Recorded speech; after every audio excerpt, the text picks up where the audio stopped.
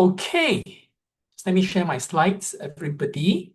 Anyway, it is important that you don't need to copy anything because we'll be sharing the whole set of slides with you, okay? So there's no need for you to copy anything. So we share it to you after the seminar or latest by Monday, okay? Cool.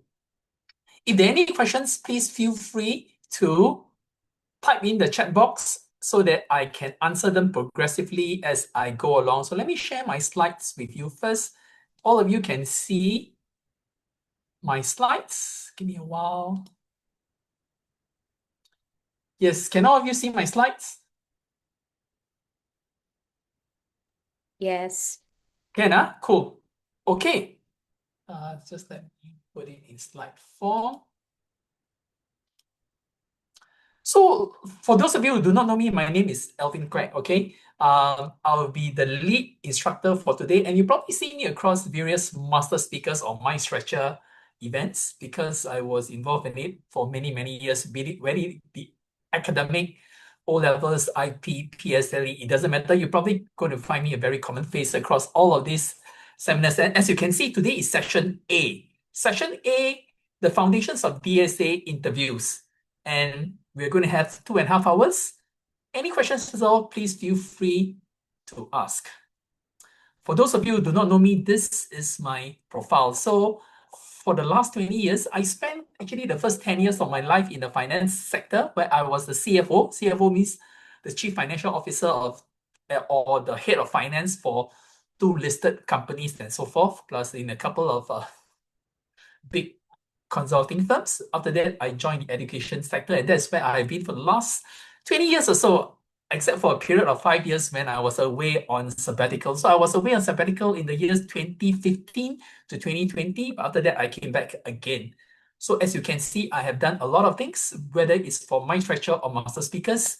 And in the course of my journey, we have taught a lot of students, okay? A lot of students, a lot of university students, a lot of polytechnic students, a lot of JC, so forth, so forth.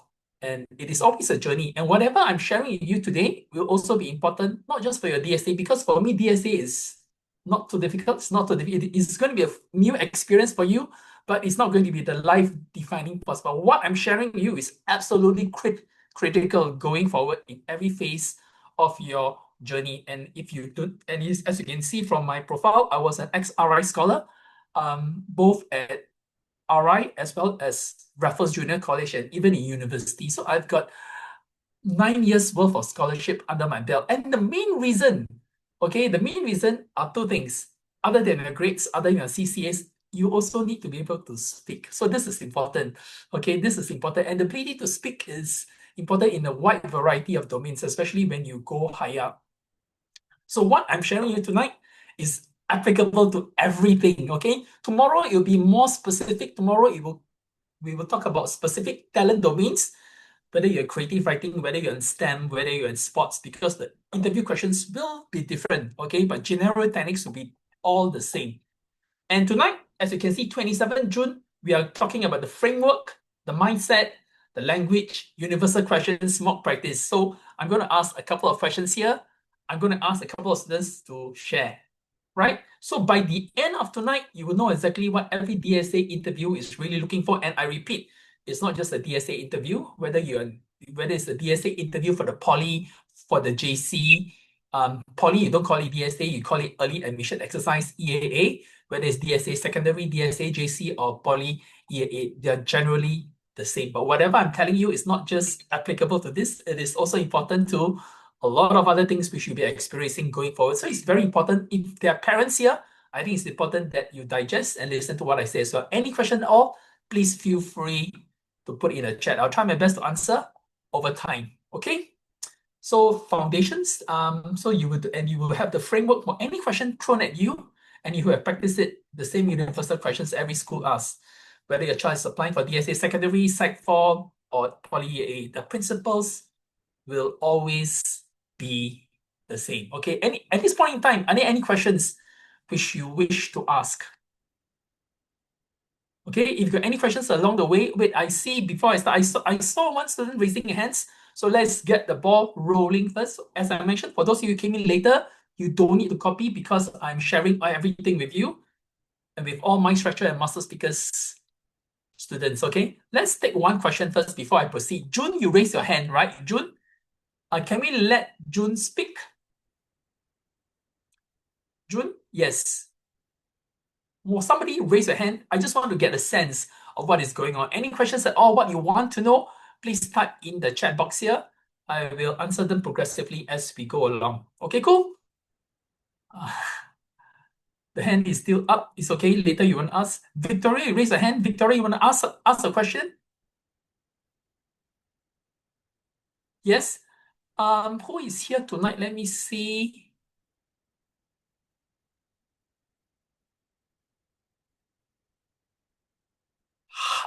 Hannah, right? Hannah, can we let one of the students speak? A student like Victoria? Yes, she's allowed to talk. She's allowed to talk. Okay. Victoria, can you speak up? Why do you raise your hands? During the interview, okay, during the interview, if the starter will it leave a bad impression towards the interview or is it totally normal? We'll talk about that. That's the important question.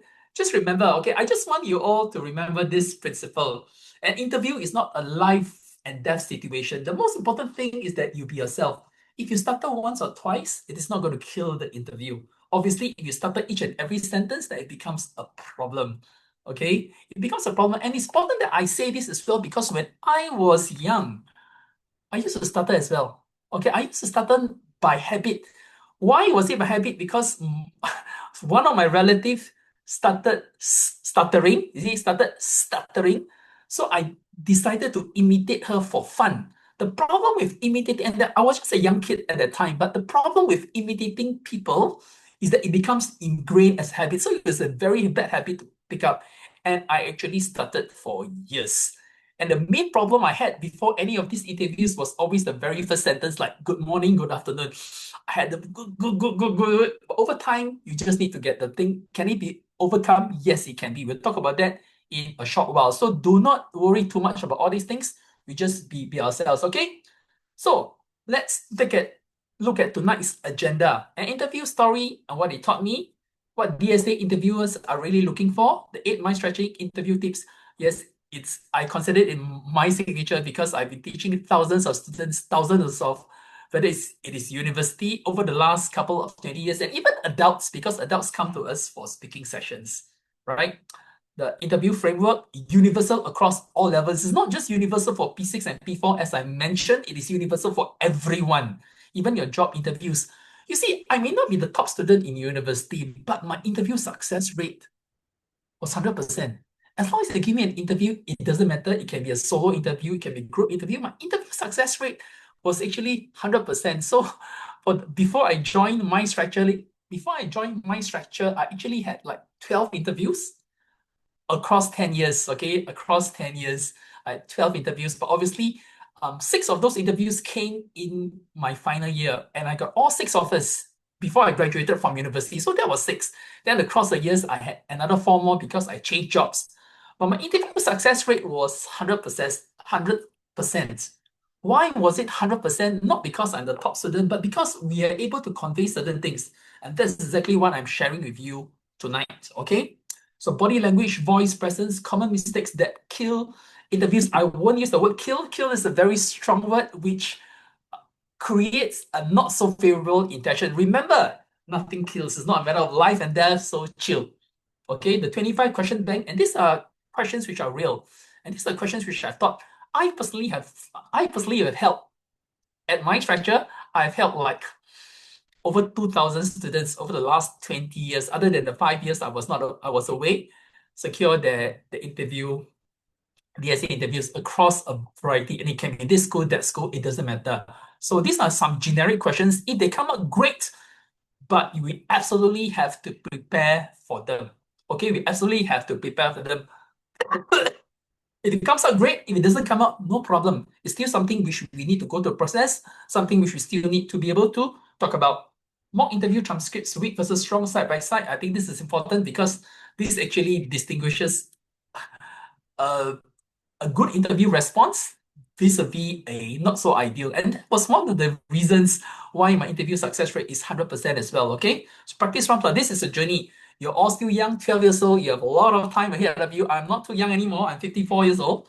I look a little bit young, but the reality is that I'm not so young anymore. I'm 54 years old, right? So practice prompts for the week with session B. Tomorrow is session B, specific to talent domains. Tonight is just this day of advice Q&A. Okay, so this is tonight's agenda. As I mentioned, don't need to copy. I'm going to give you, this is a 49 slides page. Okay, it's a 49 page slide deck. Okay, so I'll be passing all of them to you within the next 2 days. So don't need to copy.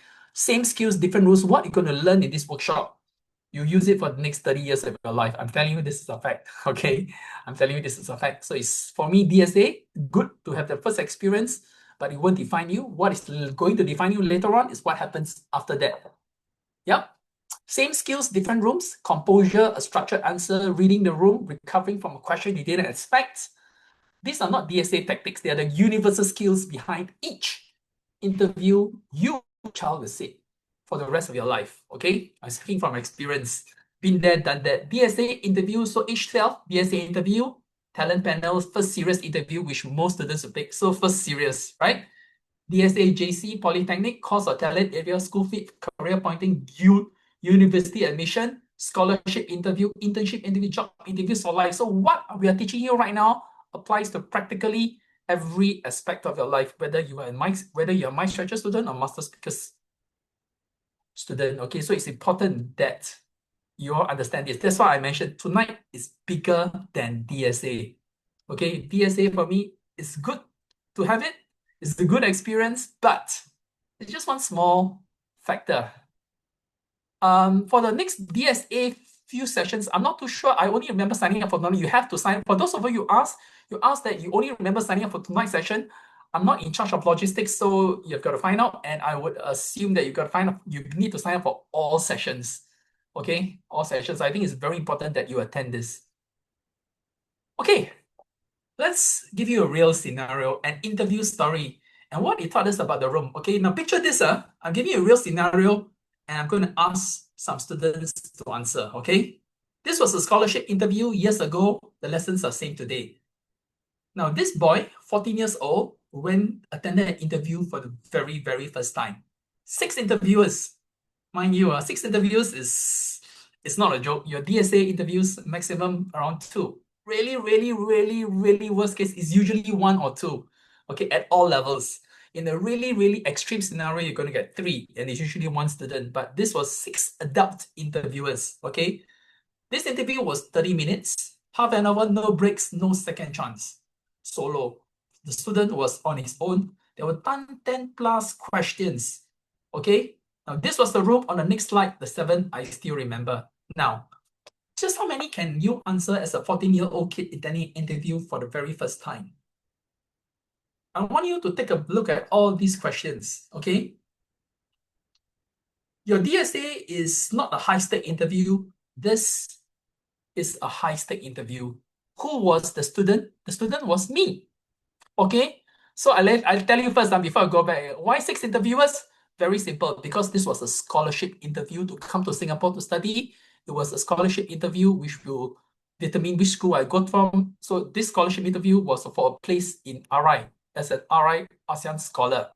Okay, 6 interviewers, 5 officers from MOE scholarship panel, 1 psychologist. Just remember, there is 1 psychologist there to actually observe me in action. 1 psychologist. Why? Because the scholarship is much higher stake. Because out of 30,000 applicants, they shortlist based on the test, based on English, based on IQ, they shortlisted 120. Okay. And for the final round, which is the interview round, they are going to select 18. So 18 out of pool of 30,000. So this is high stakes. That's why the psychologist there. So let me ask you one question. You take a look at all these 7 questions. Remember, the year was 1988. Okay, I was Sec 2 student at the time. I became an RI scholar in Sec 3. So I only came to Singapore to study as an RI scholar when I was 15 years old. So let me ask you one question. If you take a look at these questions now, I just want you to think about it. How many questions do you think I prepared for? Remember, this was the age before the internet. There was no internet. There is no Google. There is no computer. Okay? So all I had was nobody to help me. Okay? So my question was this. How many questions do you think I prepared for out of these 7 questions which I remember? Make a guess. I just want you to make a guess. Just put any questions. How many questions do you think I prepared for?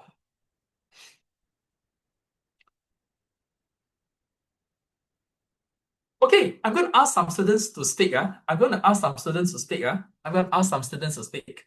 Okay, who wants to try? It's good to try because, as I always say, you learn from trying. Okay, right now, I'm teaching you live on the spot and giving you assessment right on the spot. Okay, so we have some students. Hannah, can you just let one of them speak? You can just choose at random because I am trying to see the screen, but I've got too many students, too many questions. So you can just speak. Who raised their hands? Who raised their hands? Interview Sarah, is it? Okay, let's talk about Gautam. Gautam, can you raise your hands? Can you speak right now? Or Sarah? Sarah is permitted. Sarah, can you speak right now? Yeah, Sarah? hi. Hi, Sarah. Okay, Sarah, can you introduce yourself to the whole world? Where you're from, whether you're primary 6 or what, and if you applied for DSA, what school did you apply to? Okay, Sarah, the stage is yours. I just want to get to know you a little bit better because in the real interview, they have your profile, but because I don't know who you are, and it's really important that I know who you are. Going forward, you understand why this is important. Okay? Yes. Yes. Hi, I'm Sarah. I'm in Yes. P6 and I applied for TJC and CEDA school Okay. for English and leadership. English and leadership. English and leadership. Fine. Okay. Thank you, Sarah. Are these the only 2 schools you applied for? Yeah. Okay, cool. So let me ask you this question. Out of these questions, okay, out of these set of questions, how many questions do you think what questions do you think I prepared for? And if you can, which questions do you think I actually prepared for? You just name the numbers 1, 2, 5, or 6, or whatever. 1, 1, 2, okay. 2, 4, 1, 2, 4, okay. and 6. 1, 2, 4, 6. Can you answer 6? Tell me all about it. If I ask you this question right now, are you able to answer this question? No, not really. Not really exactly. Okay? No, no, no, no. This is not a secondary school DSA. It is applicable to both. I repeat, what I'm saying tonight is applicable to all levels. DSA secondary, DSA poly, DSA JC, same. I teach these students every year.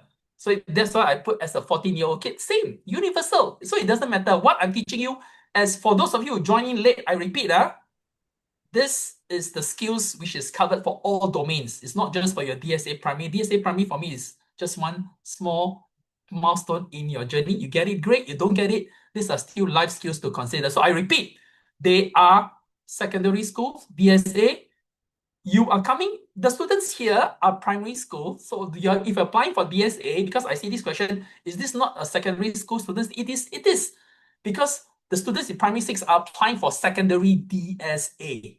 Okay, so that's why Sarah is in primary 6 applying to go to TJC and Cedar Girls, which are secondary schools. But it also applies whether you want to go to Anderson JC, whether you want to apply for RI, whether you apply for Nanyang JC, same.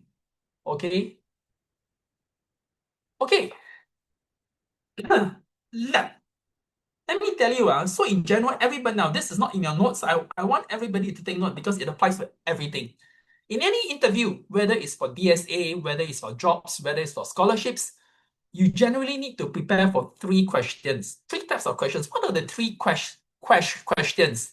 Number 1, we want to know more about you, other than what you have, okay? So the first question, tell us more about you. They can come in many different forms. That means you want to know a little bit more about you in your own words. First thing. Second question is always like that. It can come in many different forms. Tell us why you want to join us. Tell us why you want to join TJC. Tell us why you want to join Bedok Green. Tell us why you want to join Jurong Junior College. Tell us why you want to join Hwa Chong Junior College. Tell us want to join our school. Tell us why you want to join our organization. So same, okay? So first, tell us more about yourself. Second, tell us why you want to join us. It can be organization, it can be a school, it can be anybody. Clear? The third question is tell us why we should take you in. Okay, that means is there a fit? Tell us why we should take you in. Tell us why we should take you into RI. Tell us why we should take you into Cedar Girls. Tell us why we should take you into National Junior College. Tell us why we should take you into Anglo-Chinese Junior College. Okay, so this and they come in many different forms. So let me give you an example here. You look at these questions. Tell me about yourself. It falls into the most general category. Is this a question which everybody has got to prepare for? Absolutely. Okay, tell us more about yourself. Number two, why do you want to study here is actually why do you want to come here? Okay, tell us why you want to join us. Okay, clear? So it's the same category. Where do you see yourself 5, 10 years? Now, this is a trajectory question. Okay, I won't go through it in detail because yours is not at the scholarship level, so you're unlikely to get this question. But just in case today, this is a trajectory. That means 5 years from now, where do you see yourself 10 years? They just want to see how you think. There's no right or wrong answer. What is ambition is a very common question. You have to prepare for this question as well. Okay, tell me. So let me tell you what questions I prepared for. I only prepared for 3 questions. So listen carefully. Remember, I was a 14-year-old kid and I didn't know anything at all, no internet. Everything was on my own. My parents, no, they were not equipped to help me because they have never done any of this before. So I was on my own. But let me tell you what questions I prepared for. Okay, I prepared for, it sounds weird, but it was this is a technique which I'm teaching you because it applies to all my job interviews going forward as well. You want to lead them to what you want to say. I prepared for, listen carefully, questions 4, questions 5, question 6. You may talk about 8. Why 8? Okay, very simple. At that time, my ambition,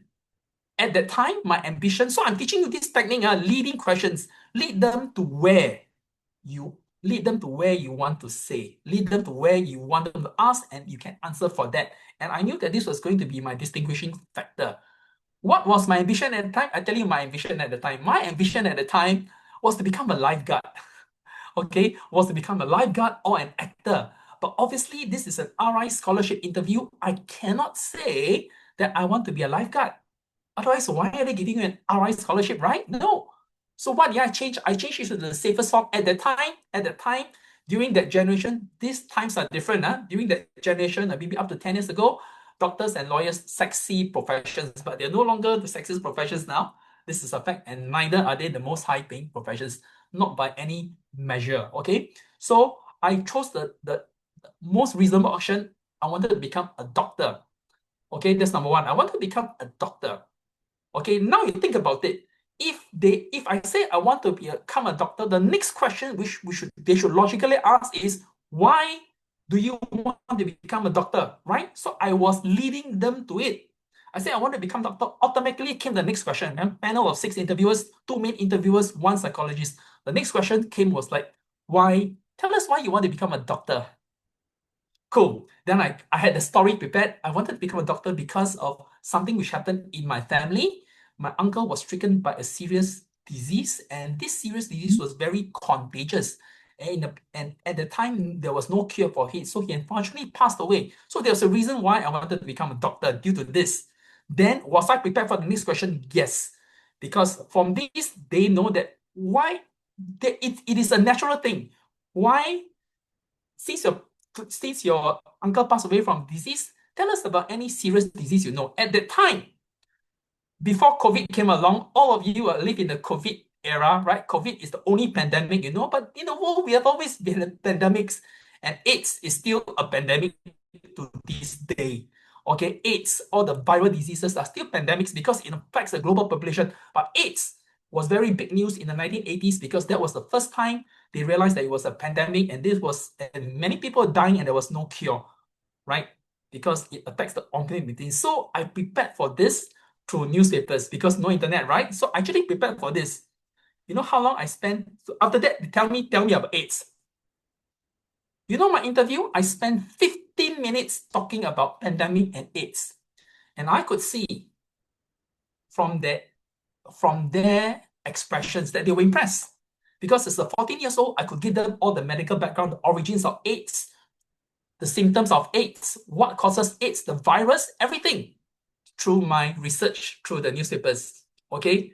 So it was important because straight away from the expressions, straight away when I look at all expressions, I could see that they were impressed by my answer because I prepared in depth. So was it important? Yes, it was important. So actually all these questions I could answer. The only questions which I could not answer at that time, and I tell you how I answered this question, was question 7. Question 7 is a very common question. This is a question of tell us why we should choose you. So you have many scenarios.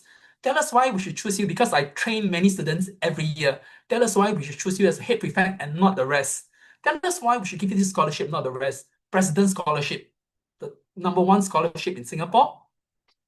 There are 13 candidates in the final round. Tell us why we should choose you as a President Scholar and not the rest.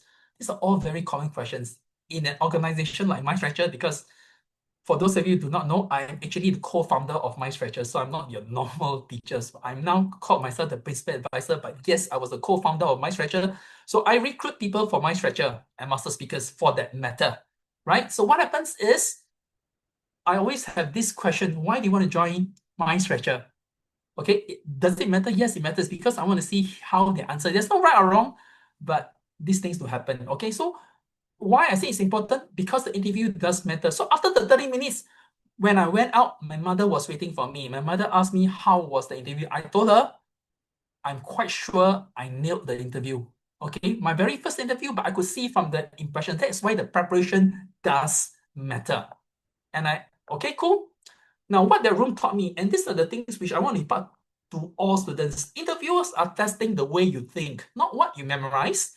Okay, there's no right or wrong. Okay, there's no right or wrong. Just remember this. Students tend to memorize the answers, but that will always be not so ideal, right?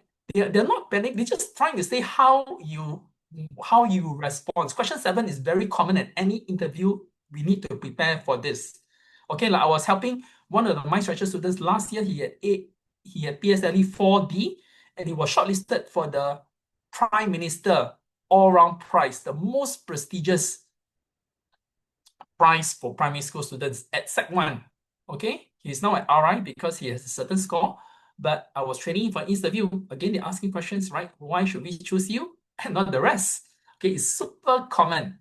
Prepare hard, but walk in as yourself. So we all need to prepare, but don't be too obsessed about preparation because right now we are at this point where it's more important to prepare for your PSLE. Clear? Am I clear? It's not a life and death situation. It's not so high stakes like my scholarship interview. It is important, yes, but don't over prepare yourself for it. Okay, cool? Cool. How do you answer question 7? We'll talk about that tomorrow. Okay. What interviewers are actually testing? So I want to bring you certain things as what questions we need to prepare. If you think of it as the test, reframe your mind. So I want everybody to think about it. It can be quite scary because you're doing it for the first time, but once you get used to it, the most important thing for any interviews, and this is my secret which I tell everybody, why is my interview 100% success rate? It doesn't matter whether it's group interview. And these are the things which I learned over time. Why? Because I treat it as a conversation. You see, just like I'm talking to you right now, I'm very natural, right? I'm very natural. I speak naturally. I don't really need to think.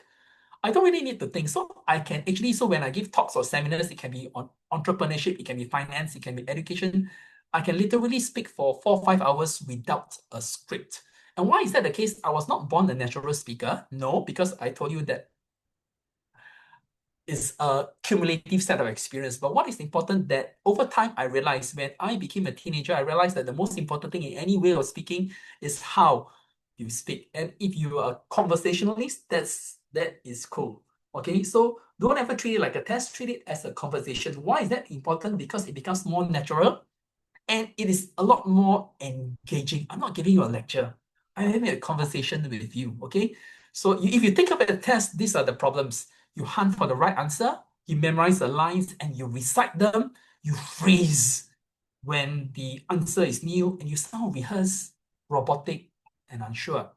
And you leave the room knowing that you did not draw your true self. But if you think about it as a conversation, I'm teaching you universal speech techniques, because this is also important. If you want to take part in speech contests, storytelling contests, and here at Master Speakers at My Stretcher, all the past DSA champions, national orator champions, they were all my students. Okay, why? Because of the way of speaking.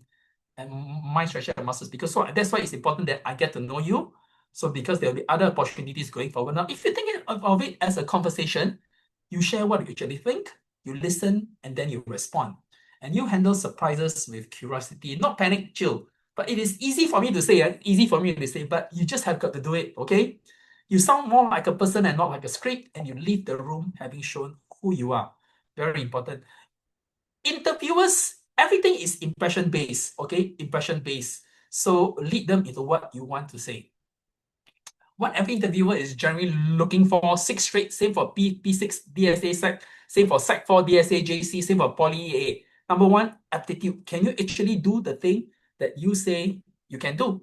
Fine. So if you are telling me you're good at drama, you're good at debate, we will assess you. Correct? So again, I need you to understand at this point in time, and this is what I said in the DSA seminar earlier, how important this interview is depends on which talent domain you are applying for. So I repeat, the DSA interview, how important is it? Depends on the talent domain you're applying for.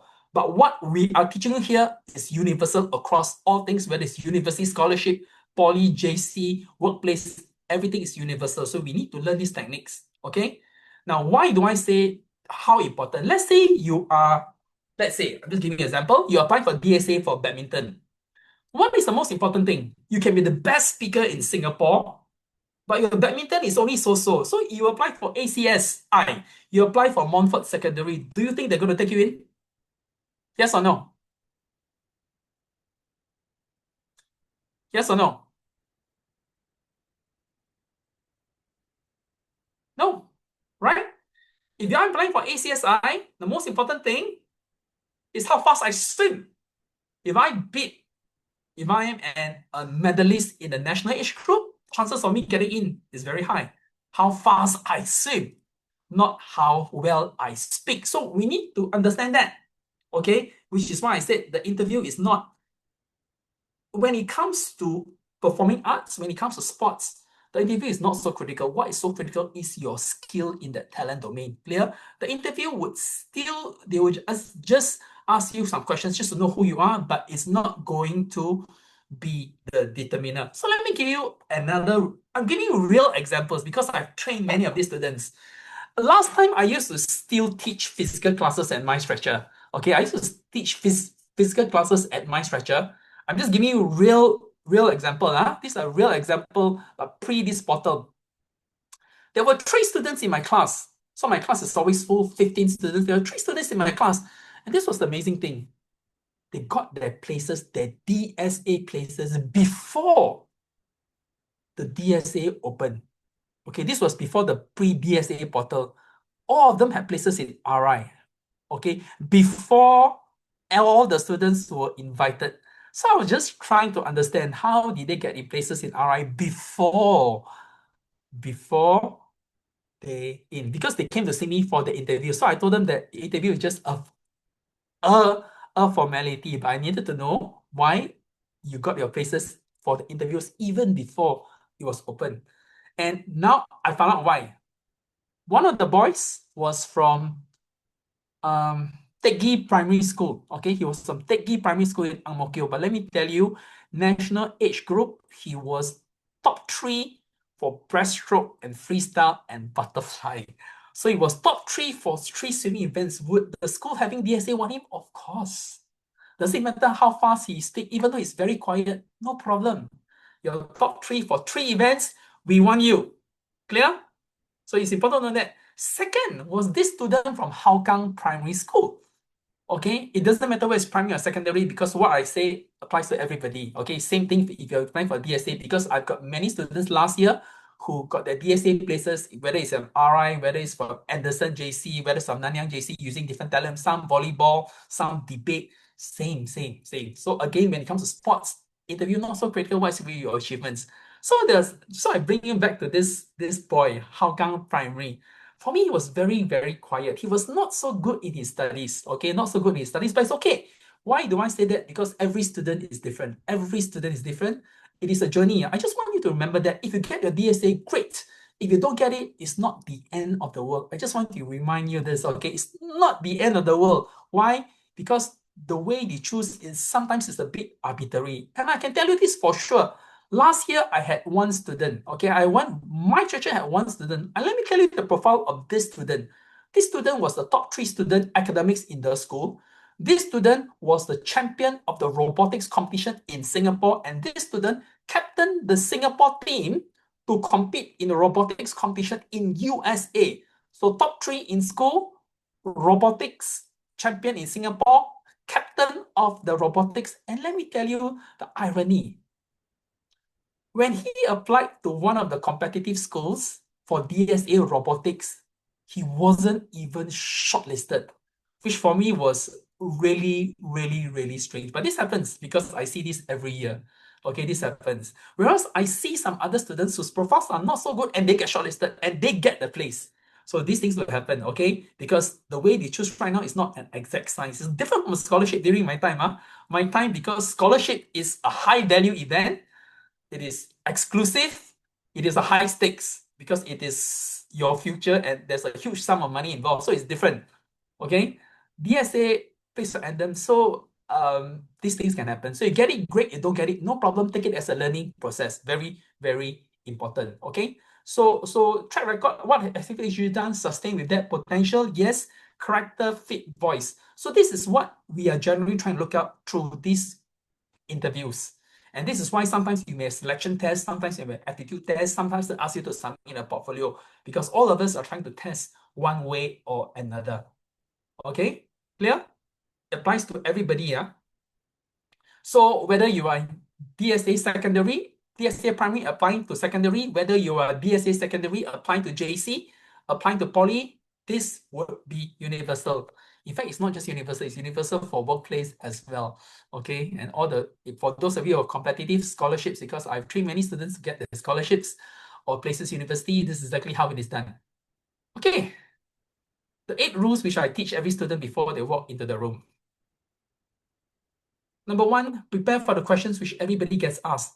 I always tell students, it doesn't mean that the questions we give you will get asked, but I think it is important that we prepare for basic. If they get asked, great. If they don't get asked, no problem. It's something we still need to prepare. And which are the 3 categories? Number 1, tell us about yourself, okay? Number 2, tell us why you want to join us. Number 3, tell us why we should take you in. So everything. Tell us why you want to come to Singapore. Tell us why you want to tell me more about yourself. Tell me why I should give you the scholarship. Tell me more about yourself. Tell me why you want to join our company. Tell us why we should take you in. So they're all different forms, same 3 broad categories. We must always prepare for it. So about 80% of every DS interview is built around the same 8 or 10. It doesn't mean that, and why I say this 8 general questions we must prepare, but talent specific, which I'll cover tomorrow. What do I mean by talent specific? For instance, if you are going through the maths DSA, if you are going for the music DSA, your general questions may not come out at this level, okay? What do I mean by they're going to ask you other questions like music. Which is your most favorite musical place and what musical style is your favorite? Explain. So it's now music related, right? So if you talk about mathematics, tell us these are high level questions which comes out every now and then depending on which school you go for. Like NUS High, they'll ask you which branch of, okay, you claim that you're very interested in science, maths, in science, right? So among the 3 branches, chemistry, physics, and biology, even though you're not aware of it right now, they'll ask you which branch is most interested to you and why. Now remember, the minute you say something, then they flash out already. Okay, I'm telling you because I train all these students. I always tell students, if you apply for NUS High at this level, what do I always recommend that you choose? You avoid physics, you generally should avoid chemistry, especially chemistry, because it's not something which you're familiar with. They come up with the periodic table, secondary school stuff, you're stuck. I always suggest that do something which you know, okay? Like biology, you know the human plant system, the biology system, right? The plant system, the blood system, life system. Give them biology or to a certain extent physics. Avoid chemistry at this level. Okay, but these are things which I'll cover tomorrow. So it depends.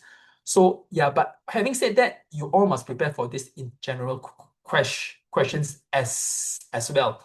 Yep. So about 80% of every DSA questions, except but I repeat, it may vary depending on your talent domain. Okay, I repeat, and this is the subject matter which I'm going to cover tomorrow. So please attend that as well.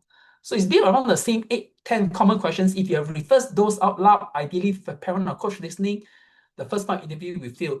Now, this is how I'm going to help you all. I remember I have a session, Ask Me Anything, right? But I have decided that I will, for those of you attending interview, I will open a session every week as well. You can ask me, I'll help you all as needed. Okay, this is how we try to help. So as you learn along the way as well. If you have reversed those out loud, I've at least first out, if you the year 20s, we will train you to handle. Fine. Practice out a lot with parents, coach. Don't over prepare. Very important. Don't over prepare. Just need some bullet points. Okay. Practice key points. Don't memorize word for word. Elaborate. Okay.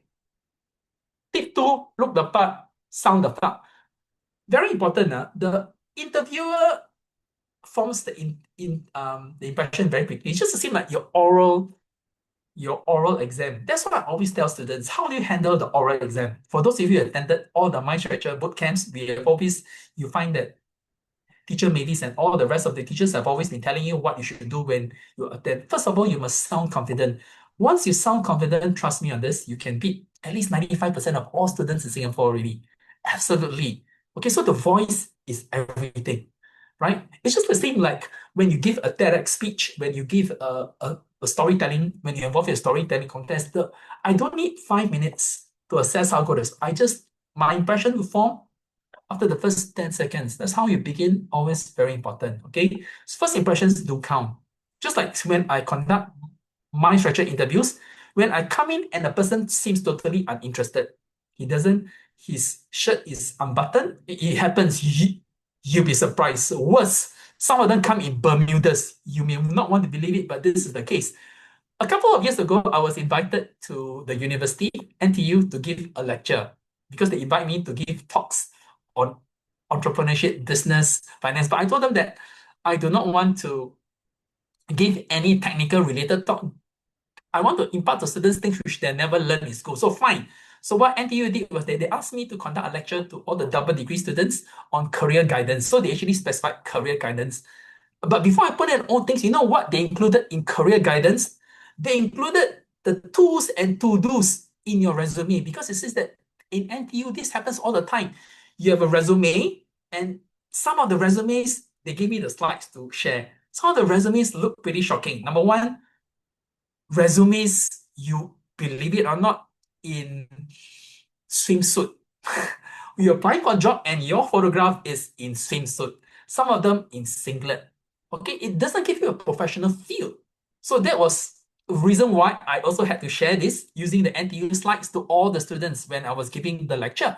So first impressions are very, very important, okay, especially when it comes to this. So think about showing respect for the people, think about showing respect for the room. You prepare enough, we will understand. It doesn't mean that just because you dress nicely, you're polite, you get a place. No, but it definitely beats going in with sloppy. Okay? Does it matter? Yes, it matters. Every year we have the Mind Stretcher Achievement Awards where 700 plus students get the awards. We just had a recent MSA, 700 plus students, whether it's GP, whether it's IP students, whether it's O-level, whether it's PSLE. So you say, why did we mandate from 3 years ago that you come in your school uniform? You'll be surprised. And school shoes, because shocking, some of them actually come in slippers. And some of them really come in very sloppy attire. It doesn't look good, right? So exactly. So it appears to be common sense, but common sense is not. So whatever we do, we try to look professional. This is very important. So even if you don't want that place, we must always try our best to get a place because it's part and parcel of our learning experience. Okay? Cool. Next, be confident but stay humble. So I repeat, a very, very important mistake which many students make I see them all the time. So right now I tell you. So I tell you what happened. A couple of years ago, I was helping this RGS student. Now listen, Sec 4. So RGS being an IP school, they no longer take the O levels. So 5 students from RGS were shortlisted for the Prime Minister Book Prize for bilingualism. That means you're top in the nation for English and mother tongue. So it depends on what your mother tongue is. If you're Indian, it can be Tamil, it can be Hindi. If you're Chinese, it can be it will be Chinese and so forth, right?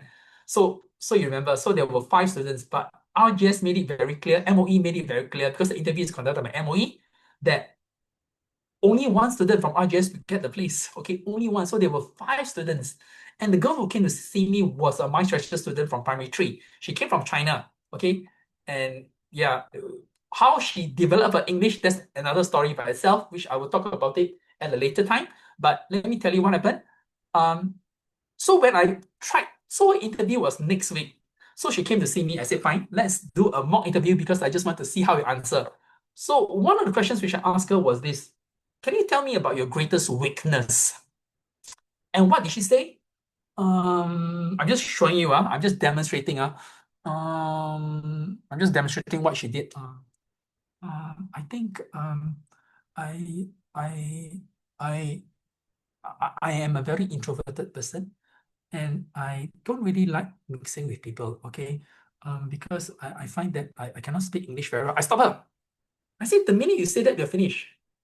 Interviews do matter. You come across, you see, how you speak does matter. Just assuming that right now I speak to you and I tell you this way, and I speak to you this way.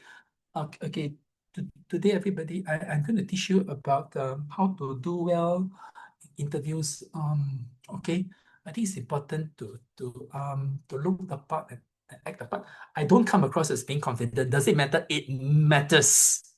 Okay, so I told her, I cut it short. I said, number one, you're talking about weakness, about not liking to speak. Secondly, about being shy and being introverted. Thirdly, about not mixing well with people. These are all not ideal traits. This is not something which you want to show people in an interview. So I said that you got to cut out this. I will teach you how to rephrase your answer. So I said how you should rephrase the answer. You turn a strength. Now, this is the technique which all of you must know. Okay, clear? Because interview questions about what are your strengths and weaknesses, they come out 50% of the time at all levels. It can be JC, it can be poly, it can be especially important at scholarship level, at university admission level, especially important. But at this level, it comes out 50% of the time. So I'm showing you how do you answer that question. Okay, think about it. So later we have some mock interview, we will try. Okay, but just think about how you answer this question. What is the greatest? So I told her, the minute you say this, you're finished. So how did I stop it? I said that you turn your strength into a weakness. Okay, you turn your weakness into strength. So mention about when you first came to Singapore, you couldn't really communicate well, and you didn't want to communicate. You were a little bit introverted at the time because you really could not speak well in English. So because of that, you were inhibited. But over time, when you realized that it was important, because the main reason why you came to Singapore was to develop your speaking, your bilingual abilities. That's why you have to step out of your shell and you got to take the plunge and grow to become more confident. And there's no shortcut to becoming more confident other than speaking and trying. Then you convert this into strength. And guess what? Among the 5 interviewers at RGS, okay, among the 5 students interviewed by MOE for RGS, she ended up being the only one to get the Prime Minister Book Prize. Why? Because I changed all answers for her. Does it matter? Yes, it matters at this level of interview when the stakes are higher. Okay, clear? I just want you to be aware of this. Be confident, but stay humble. And many things, so you cannot say yourself in a negative light. You don't want to say yourself. Some students say this, I know because I teach them. Tell me about your greatest weakness. Oh, I like to play computer games and I'm quite lazy with respect to studying. You don't want to say this. You don't want to say this. It doesn't paint you in a good light. Okay? So we need to be smart about why. Okay? But it's not a case for you to be arrogant as well. So very important. Why do I say this? Very important. I have attended some as I mentioned, I train a lot of students. I see a lot of students. Let me give you one example. A couple of years ago, because I'm an RI alumnus, I can go into RI because RI is so invited me to be a TEDx speaker for all the GC students, right? So I tell you what happened. So in one of those years, I was there, and they were having a prefectorial campaign, RIPB, to get into RI prefectorial board. So everybody was sitting in the atrium, and some students were asked in a panel discussion, so many selection rounds, panel discussion. The same question came out. Okay, so the panelist teacher asked the student in front of everybody, why should the students choose you and nominate you to become a prefect and not the rest? You know what this student said?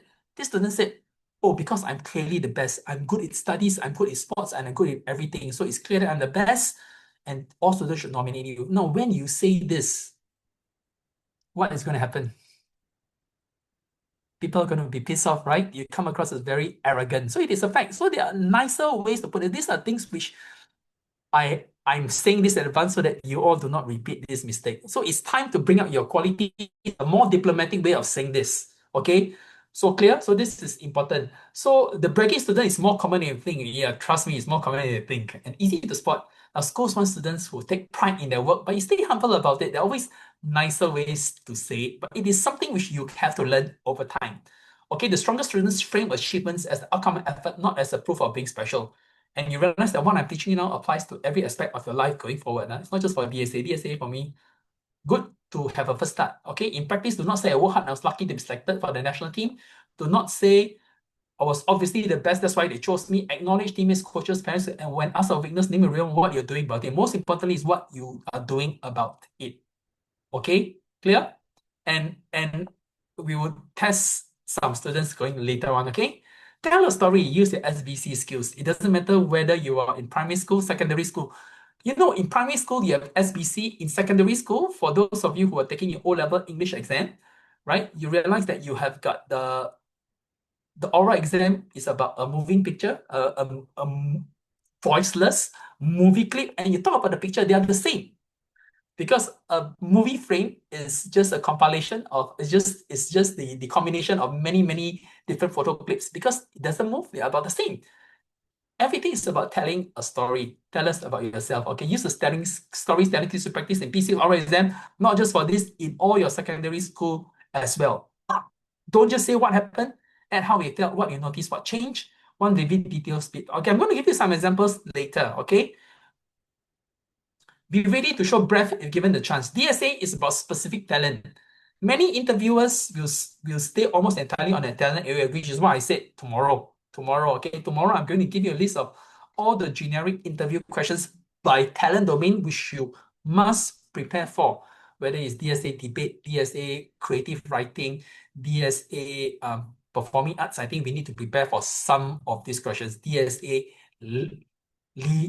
leadership, social entrepreneurship, depending on the talent domain. I'm going to give you ideas. I'm going to teach you in general how to think about these things and how you should be preparing for them, okay? But sometimes interviews open the door and run questions like, what else do you do? And how will you contribute to a school? Now, how will you contribute to a school beyond your CCA? This is a question on, tell us how you can, tell us why we should pick you. Okay, any question which asks you about contributions to the school is tell us why we should choose you. It's very clear. Okay, that's why I said all questions will generally fall under the 3 categories. When it comes to interviews, for leadership, interviews become really important. I repeat, not all are equally important. Performing arts, sports interview is important, but it's not going to be the defining factor. The defining factor is your ability in that performing arts, your ability in the sporting domain. But when it comes to leadership, how you speak, how you interview, how you handle the interview, how you work in a group, how you project yourself becomes important. So once you're shortlisted for the DSA interview domain, this session now becomes absolutely important. So you must listen to what I say, okay? Cool. If the interview standard is normal, just answer well. In practice, ask your brother, this is a chance to mention something beyond your talent, right? What else do you like to do other than mathematics? Besides mathematics, what else do you want to enjoy? I always tell students and adults, because many adults also come to me for interview advice, I always tell them the easiest way to do it is to show them that you are well-rounded, right? Besides, you don't want to say generally, you don't want to say that, oh, besides mathematics, I really like science, because they are all related, right? Besides mathematics, I really enjoy playing chess. I've always been inspired by chess ever since the World Chess Championship was held in Sentosa last year, and it was a mind-blowing experience for me to watch it live on TV. Ding Liren versus D. Kukesh of India. Bring in something which is different. You see, then you become more enriched. You become more exposed as a person. Now, before I forget, I want to give you my phone number.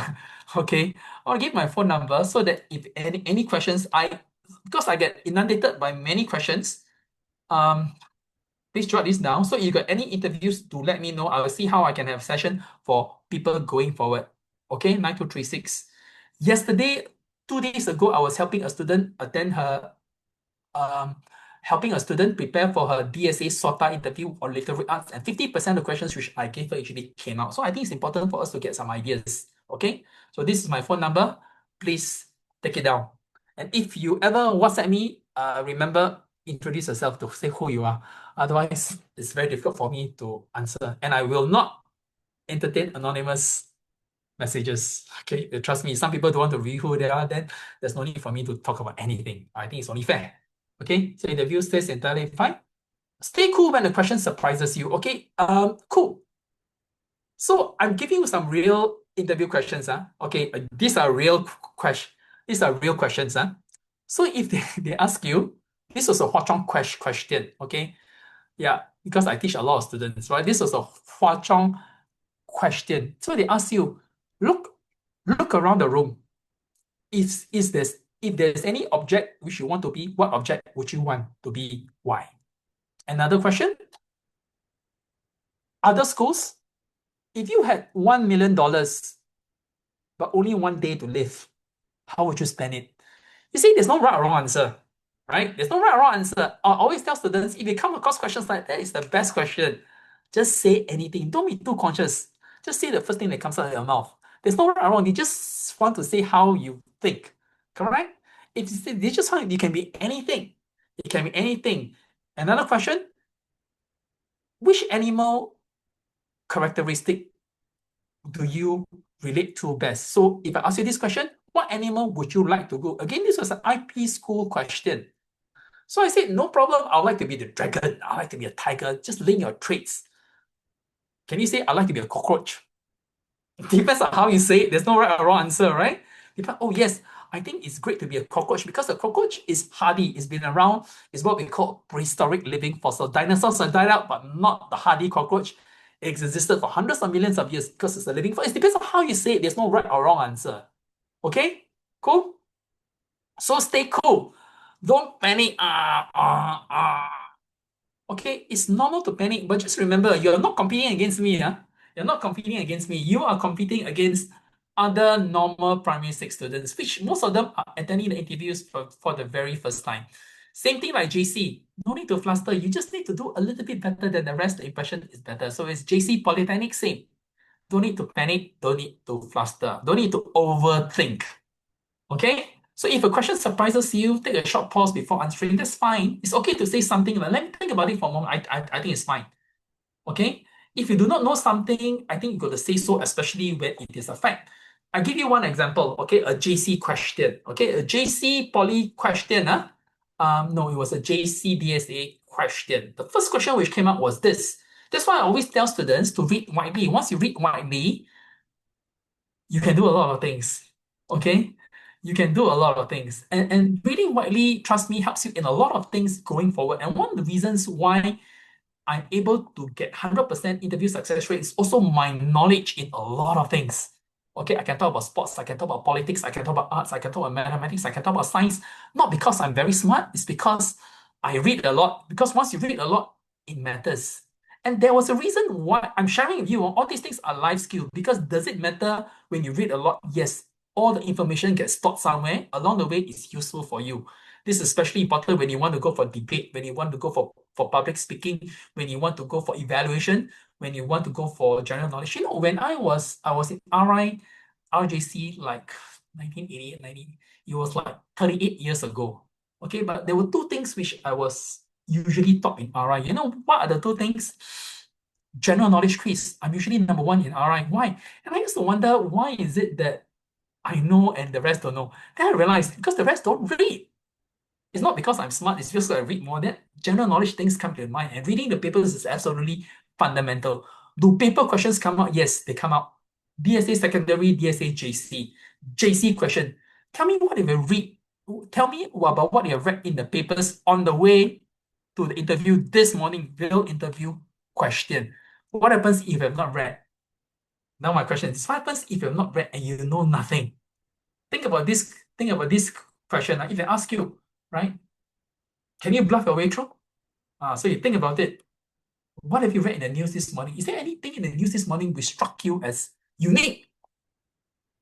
Okay, or a DSA secondary school question?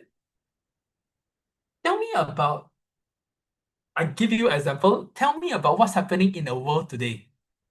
General, it can be anything. So there are many things happening in the world today, right? You got the World Cup going on.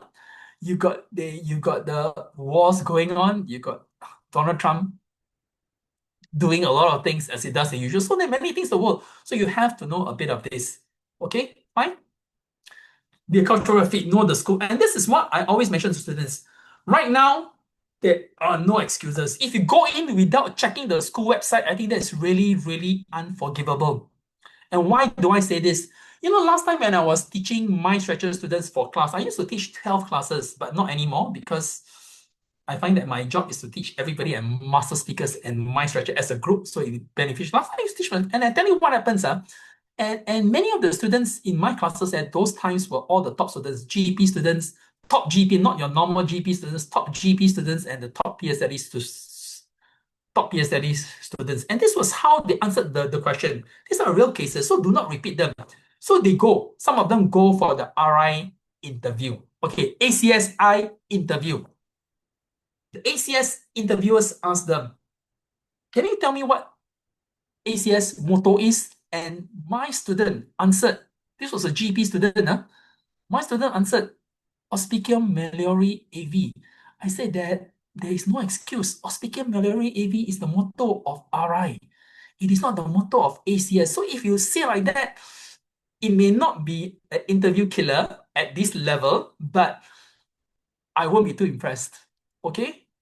So we need to be interview smart. Do you understand? So you need to know your school. You need to show that you're really passionate about the school. How do you do this?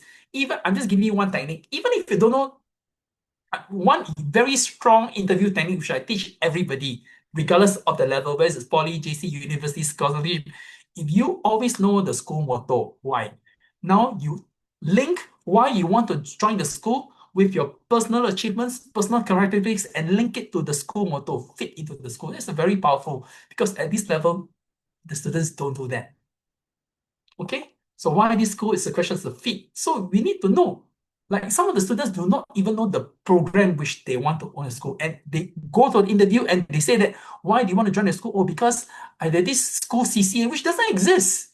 So you don't want to avoid this. So make sure you know 2 or 3 things about the school, the school motto, some unique programs about the school, and why you want to join the school. All these things we have to prepare, whether it's JC or what we have to prepare, okay? So read the school website, unforgivable if you don't read because it's now on the internet. Watch the YouTube channel if you get a sense, okay? Know the motto, know the school anthem opening line. Not necessary, but it's good to know if you can. If you don't, not important. The school opening line, not important. School motto, yes. Specific program, yes. You want to know, be ready to answer why this school and not the other school. This is often a very common interview question. They always ask you, how many schools did you apply for? Okay, how many DSA schools did you apply for? How many JCs did you apply for? What other polytechnics did you apply for? Then you must be able to answer that. Okay? And another common interview question, and 50% of students say this before I teach you all. 50% of students will say that, oh, I got rejected by this school. Don't ever tell them about the rejection. Why do you need to tell them about the rejection? Nobody knows.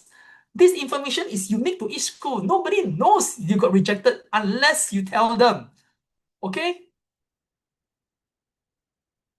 Get the mindset right. This is not life and death. I repeat, this is not life and death. Why I say this? Because times have changed. So you may end up with, because my stretcher has a lot of students, a lot of top students as well.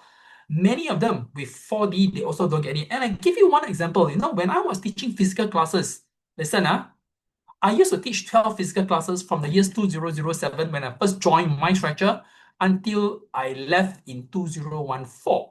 I was away for 5 years. I came back the year just before the pandemic, 2020. Okay, there was only 1 year in 2012. So I was teaching for the 12 classes at the time, okay, at different centers, Clementi, Hougang, Punggol, so forth, Tampines. In the year 2012, how many head prefects I had in my classes? Make a guess. Head prefects, I'm just talking about head prefects, I'm not talking about prefects. Why I want to tell you about this? Wrong. I didn't get a 5. I had 28. How many primary schools are there? I had 28 head prefects in my classes alone. 28, not prefects, not vice head prefects, 28, and they come from different schools. They can be head prefects of GP schools, head prefects of non-GP schools, right? How many of them had their DSA places? Out of the 28, I got 7. Okay, 7. So those were then. Okay, so again, it doesn't guarantee you anything. So that's why I said a DSA is not an exact science.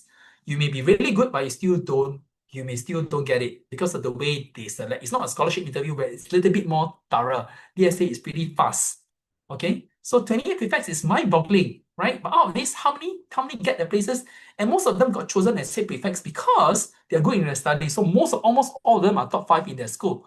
And they were head prefect and got 1 CCA, but still they don't get it. So again, I repeat, so if you get it, great. If you don't get it, it's not the end of the world. It doesn't mean anything. It just means that this time around you didn't get it, but no problem. Okay. How should I answer based on how many DSA I applied for modules? I will teach you later on going forward. Ask me anything. Because right now I want to go to the general framework first. Okay. So if you didn't take one, so if you do not get a DSA offer, you sit O levels, apply for JE, someone posting on another route, your child's future is not riding. So I'm just giving you O levels as an example. Okay. So it's same thing. If you don't get DSA secondary offer, no problem. You sit for your PSLE and try to go in through the PSLE route. Am I clear? It's not a matter of life and death. It's not a case. The reason why I say this is that we have got many students who get 4D and most of them don't get the DSA places. I'm trying to most of them don't get the DSA places. Then what happens? Some of them get very demoralized. I said that there's nothing to be demoralized about. This is just one small thing in life. In life, we're all filled with setbacks. And this is not exact science, no. It's different from mathematics. 2 times 2 times 2 is 8. This one, it depends on the feeling, the interview. It depends on the judgment, which may not be clear. And I give you another real example. I had this student. Okay, my instructor had this student. For me, was a fantastic student. Top student of one of the CHIJ school, or top student of SCGS primary, from primary 1 to primary 6. Okay, not just top student. Now listen. Top student from primary 1 to primary 6. Number 1, head prefect of SCGS primary. Number 2, school debater. Number 3, netball captain. Number 4, piano grade 8. A fantastic speaker, 6. For me, was a clear DSA girl. Okay, for me, if I were to choose, if I am at the school selection, she's a shoe-in. Nothing to ask, whatever the school. Okay, I know because I've got many other students. I got many other head prefects. But you know what? She applied for Raffles Girls. She applied for Nanyang Girls. She applied for one of the I cannot remember the last school. It was not SCGS. Okay, it was another school. Because she didn't want to, she would just want to go to another school other than SCGS secondary. So, and guess what? She was not even shortlisted for the RGS and Nanyang Girls interview. But when I compare her to my other students who got shortlisted and eventually got the place, I will tell you for sure, they are nowhere near her. Not even close. Not even close in terms of personality, not close in terms of achievements, not even close in terms of speaking. But you see, these things do happen. Okay? So I'm telling you, so don't be disappointed if you get, I'm just adjusting the mindset because sometimes whatever you say, there is some luck element here. Okay? So clear? It's not who you are, it's just, but whatever you do, it is an enriching experience for you. This is for sure. Okay, so in practice, tell your child, okay, wait now, I want to handle some questions. Yeah, tell your child you already tried your best preparing. I mean, this is not. I always tell students, as long as you try your best, and if your best does not meet the criteria, chill. No problem. We have no regrets. Okay, we have no regrets. Okay, this is very important. Okay, and some ideas of it, do not coach, give them extra pressure. No, it's not life and death. So chill. Okay, so don't coach in the car park. By then it's really too late already. They still become confident over and over prepared anxious one. This will generally be the case. All things being the same. Okay, so I'm going to pause for a moment and take some questions. Suzanne, you raise your hand. Yes, let's hear you speak.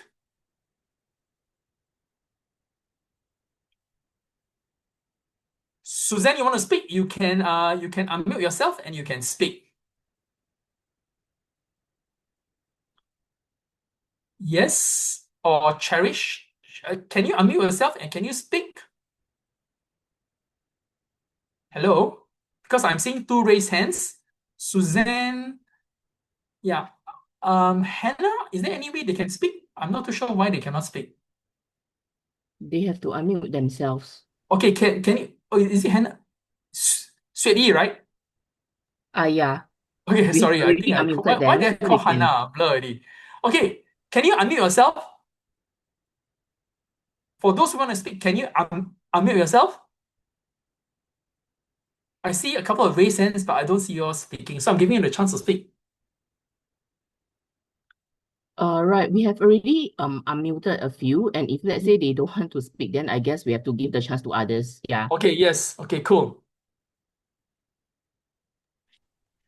Uh, Hello, Okay, no. Okay, yes. Sorry. Please introduce yourself. I'm Sri from Bedok Green Primary School. Yes, I hi. have a question about DSA. So, what happens if they ask the question like, why do you come to our school? Then how do you answer that? Okay, why do you want to come to our school? Is this something we should have to prepare for? Totally, right? Which is Yeah. why I said that you need to understand more about the school. You need to understand the school values. You need to understand the school programs. And you need to understand the talent domain in the school. So let me give an example. What talent domain are you applying to? Badminton. Badminton, okay. So what is the reason why you are applying for badminton in that particular school? Now you tell me. So if I ask you, why do you want to join us? Why do you apply for DSA to our school? What will your answer be? Because your school is one of the best badminton schools, like that. Okay, yes, something like that. Then after that, what about yourself? How do you link to that? And I also like to play badminton as I represented my school in the national school games. Okay, yes, you must always link your qualities to the school talent domain, right? So we Yeah. must be strategic because let me give you an example. This again is a real example, okay? Real example. I changed this student. Okay, this student was from Nanxiao. So I tell you what happened to the interview. This particular question was asked. Okay, why do you want to join our school? So he was applying for a DSA badminton. They said, oh, I am applying for DSA badminton because badminton is something interests me. Then the school asked, why does it interest you? Oh, because I play badminton with my neighbor every afternoon. Is that a strong answer? No. No. That would definitely not get you into your DSA. When you do at this level, it has got to be competitive, right? So you can mention, oh, your school is very well established in badminton, and over the last couple of years, it has been among the top 5 badminton schools in Singapore. And I am really passionate in badminton, and I'm part of my school's badminton team where I play first singles. And I also competed in a national age group and emerged in 4th place. So I believe by joining your school, I can hone my badminton skills and hopefully do my bit to help the school achieve greater glory in badminton as well. I think this is good enough at your level. Clear? Yeah. Okay, cool. So it's how you see how an answer is always like that.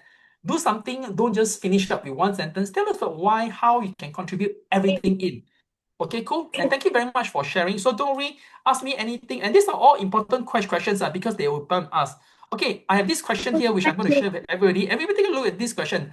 Sometimes they do not accept you for DSA because they know you can get into PSLE AL score. This happened to my friend before. Yes, it is possible, but it doesn't apply to all schools. It depends on which talent domain. And let me ask you one question. The parent or the student who asked you this, how do you know? How do you know about this? This is my question. How do they know? You won't know unless the school tells you specifically.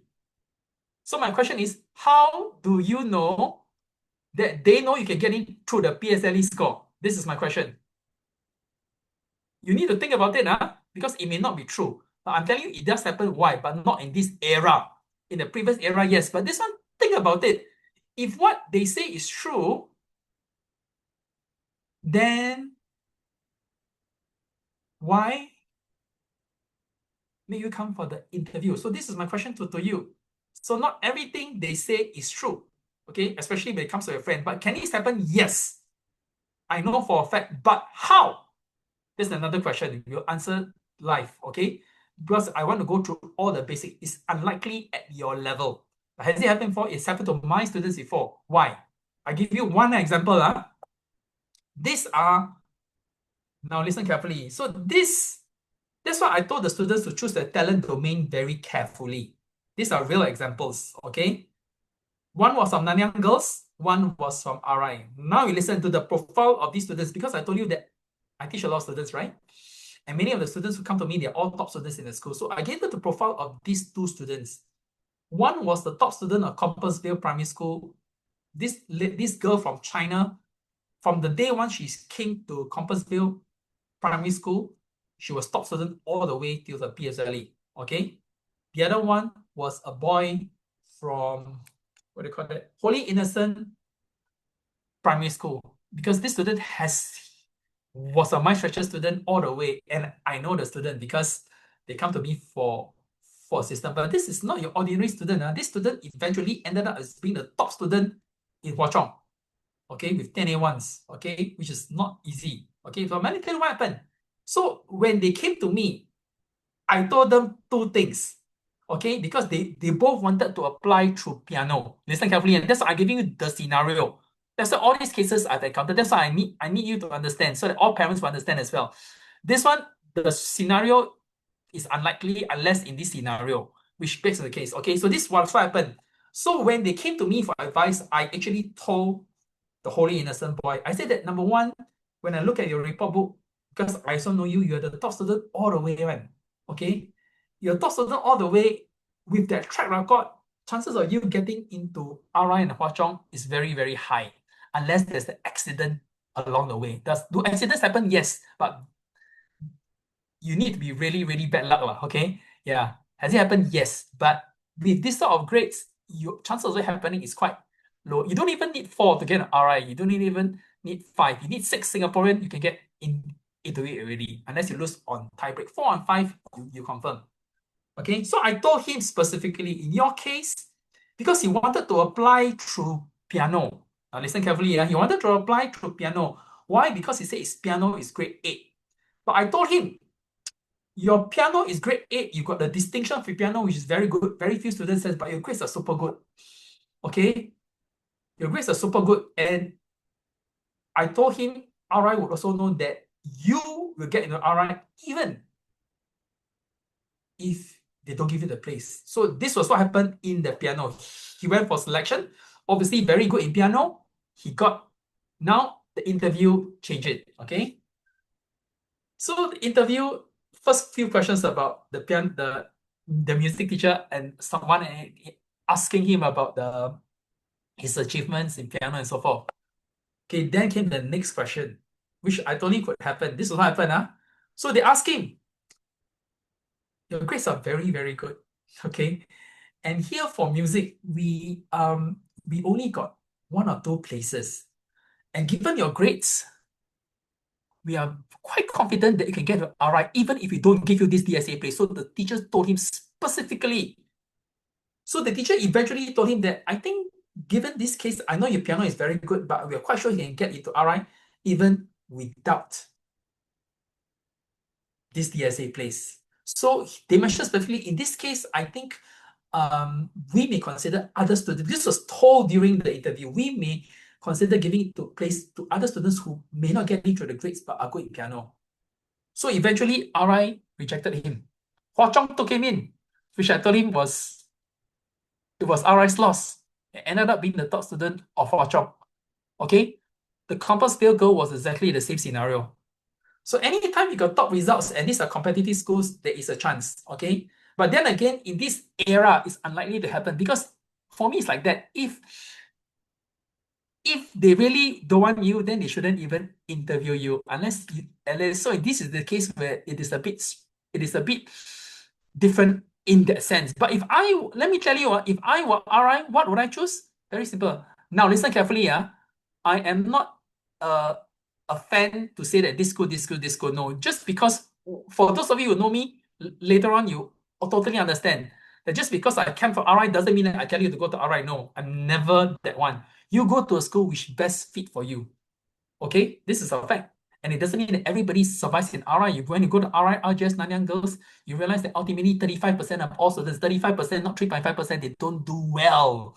This is a fact. It is not an opinion. So there's a school for everybody. There's a place for everybody. Okay. So what I'm trying to say is this. So in this stage and time, if you are good, and because talent is scarce, if I'm good in studies, I am good in piano, I will take you in. Because if I don't take you in, another school will. This is how I will do it.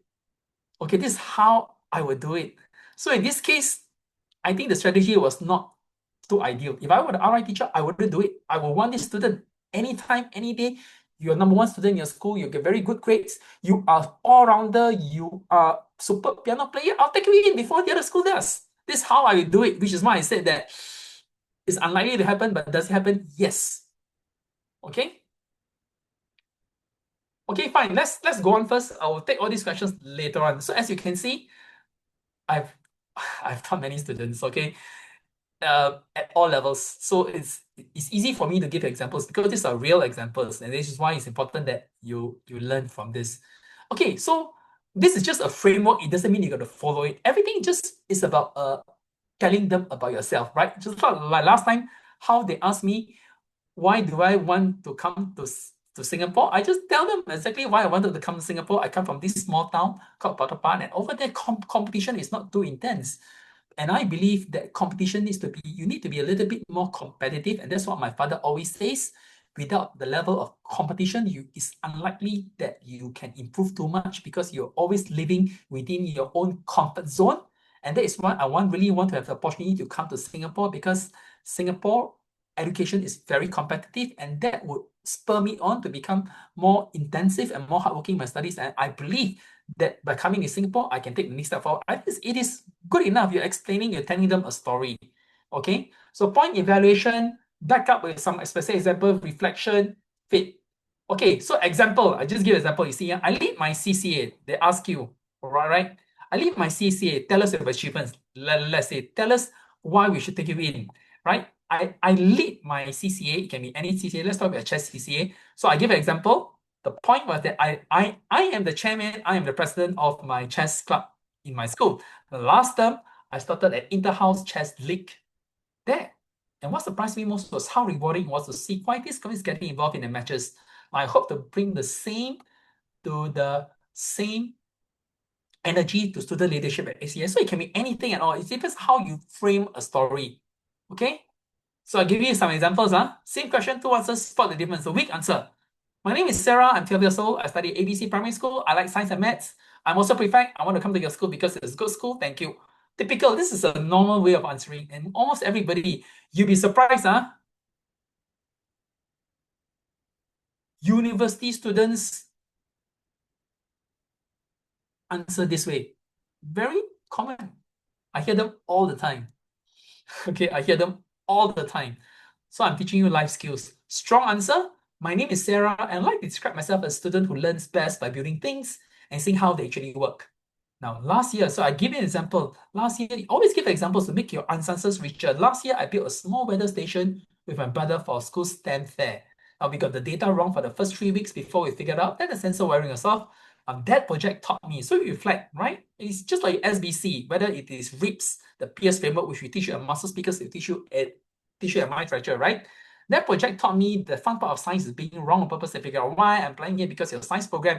Now I'm telling you. So I fit everything into that sentence.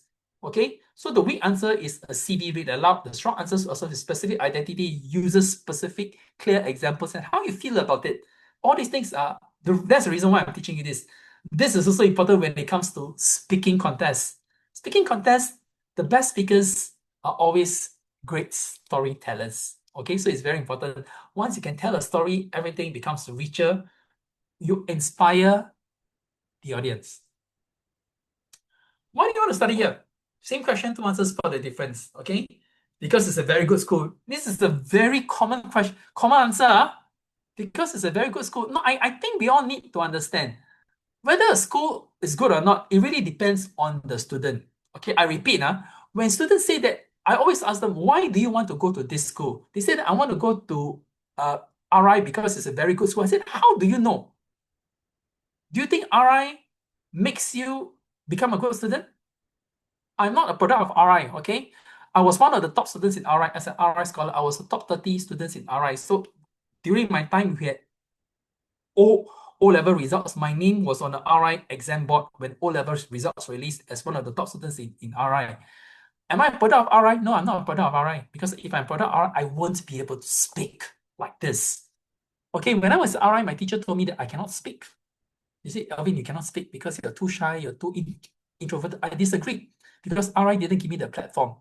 Okay, how did I become a good speaker? By relying on my own route. So the school doesn't, what RI provided me was the environment to be competitive. Obviously, some schools are more competitive, which is why you realize when I speak, I never say that this is a good school, this is a bad school. No, I don't even use the word neighborhood school, which I think is quite derogatory because I see people in the press, parents, everybody using the, I come from neighborhood school.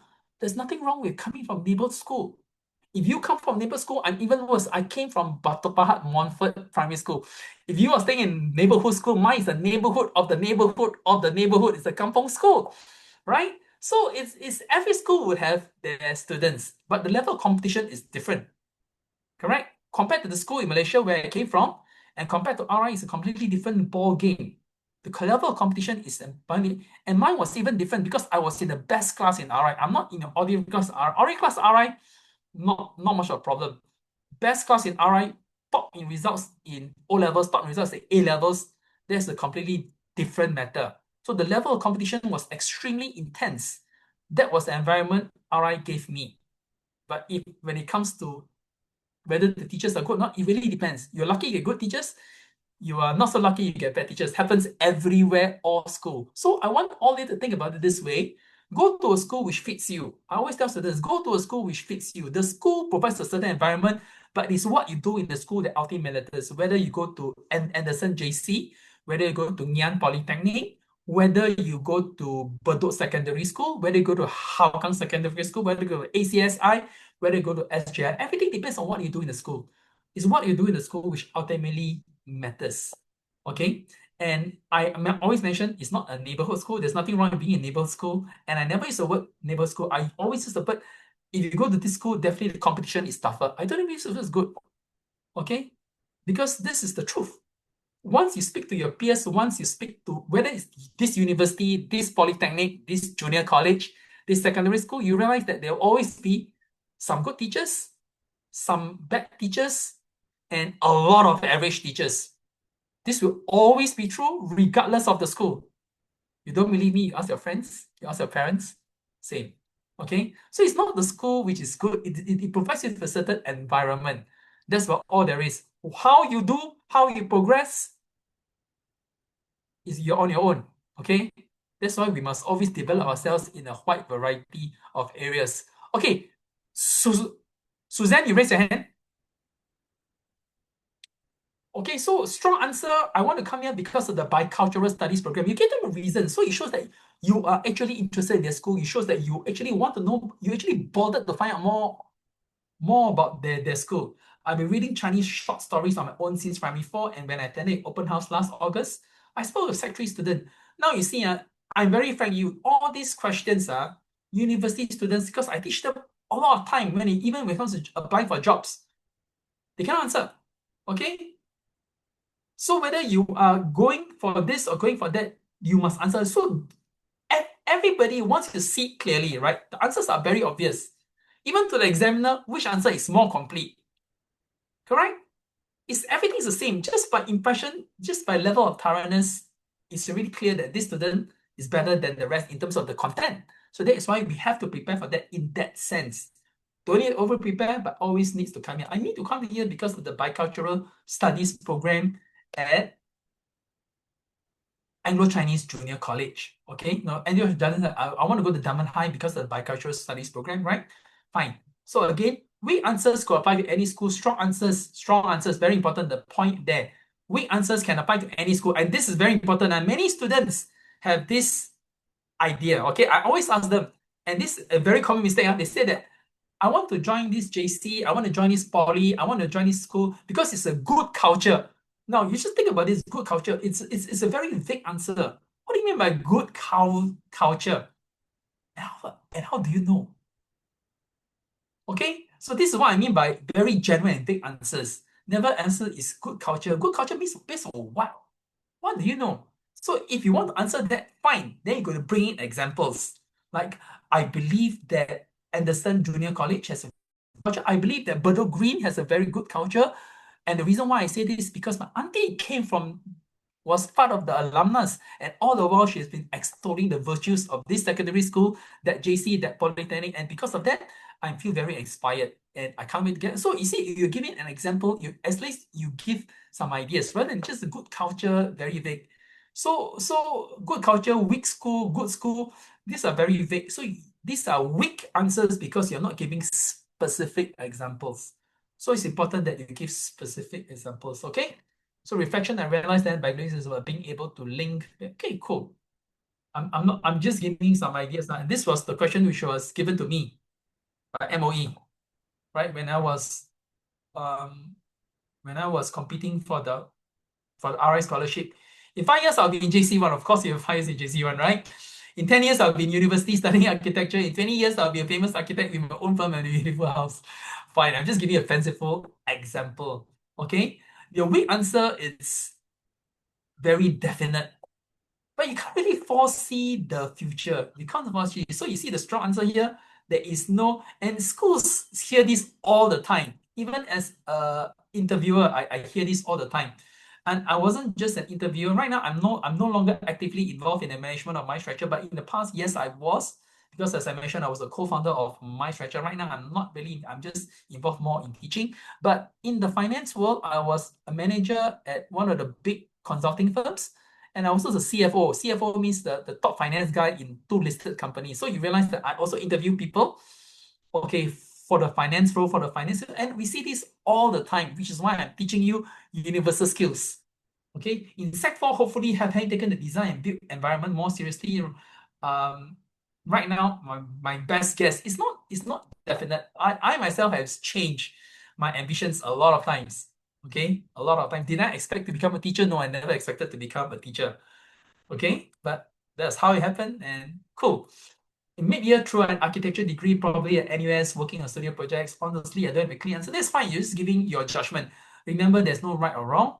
You are just giving them an indication that you have thought about it. Okay. Same question, not quite.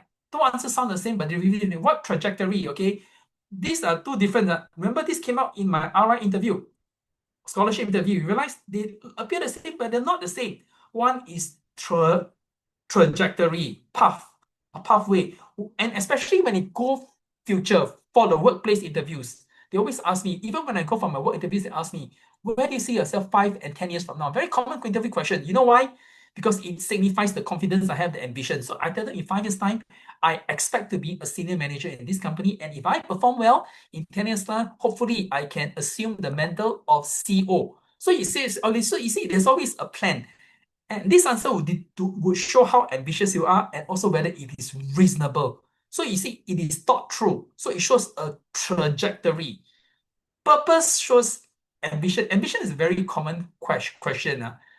Okay, and I repeat, ambition is a very common question for DSA, whether it's a JC secondary, very common.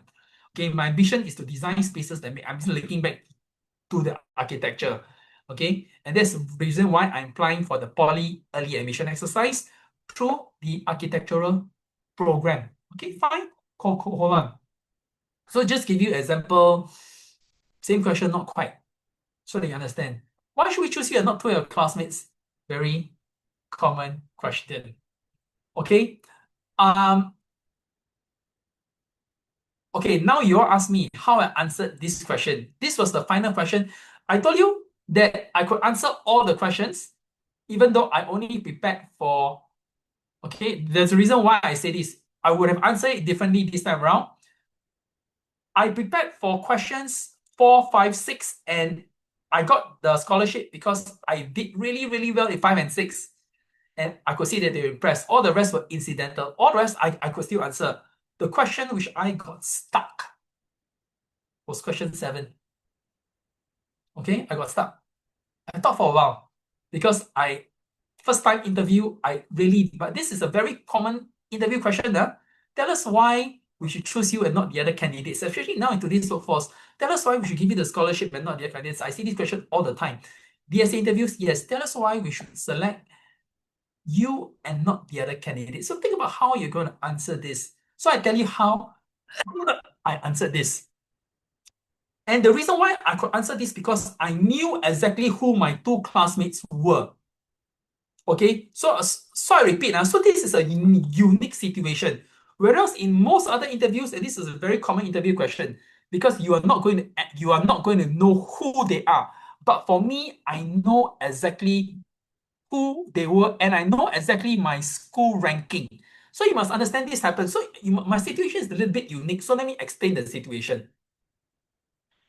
I told you that 30,000 applicants applied, okay? But they are not going to they are not going to shortlist 30,000 applicants to take the test because it's a huge volume. Out of 30,000 applicants who applied in the whole Southeast Asian region, only 4,000 were shortlisted to take the exam in RI. The exam in RI over 2 days, 3 hours for English, 3 hours for mathematics, half an hour for IQ. Okay? How you get shortlisted is based on your school grades. Okay? But out of the 4,000, they were going to shortlist 120. You know the exact ranking because you are interviewed by the exact ranking. So very simple. Your results are better, you stand a much higher chance.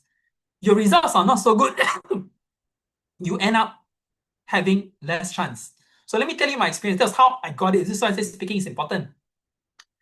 I was a top student in my kampong school. I was a top student, so I know this as a fact. I was a top student. Sec 1 and Sec 2, I was the top. Okay, so nobody could come near me. So I was the top. But for the RI selection test, I know I did very badly in the maths exam because I couldn't do the questions. Out of 18 questions, 100 marks, I only did the first 3, First 3 only, the other questions, I let it blank because I really don't know how to do. The only subject which I'm naturally good at is English, okay? But maths, I was totally blanked out. So how they choose people? Cumulative scores, English, maths, and IQ. So even though I did 3 questions, I was still among the top 120 because most of the rest couldn't even do three questions. But you see, my ranking was 114. Okay, so I was at the brink. 120, I was almost among the last to be interviewed. My friends, even though they did worse than me in secondary school, they were ranked number 32 and number 45. So they were interviewed way before me. So I knew this as a fact. So my situation is different. So when they ask me, you have 2 classmates, they also know because they have all the schools all in the final round. They ask me, MOE asked me, you have 2 classmates in this final round, why should we choose you? And I thought for a while and I answered. Okay, would I have answered differently? Perhaps, but as a 14-year-old boy, I answered this way. I guess everybody had their own strengths, so I guess my classmates are also here on merit because they must have done exceptionally well in the test. But I told them that I didn't do so well in mathematics because I was a bit too flustered.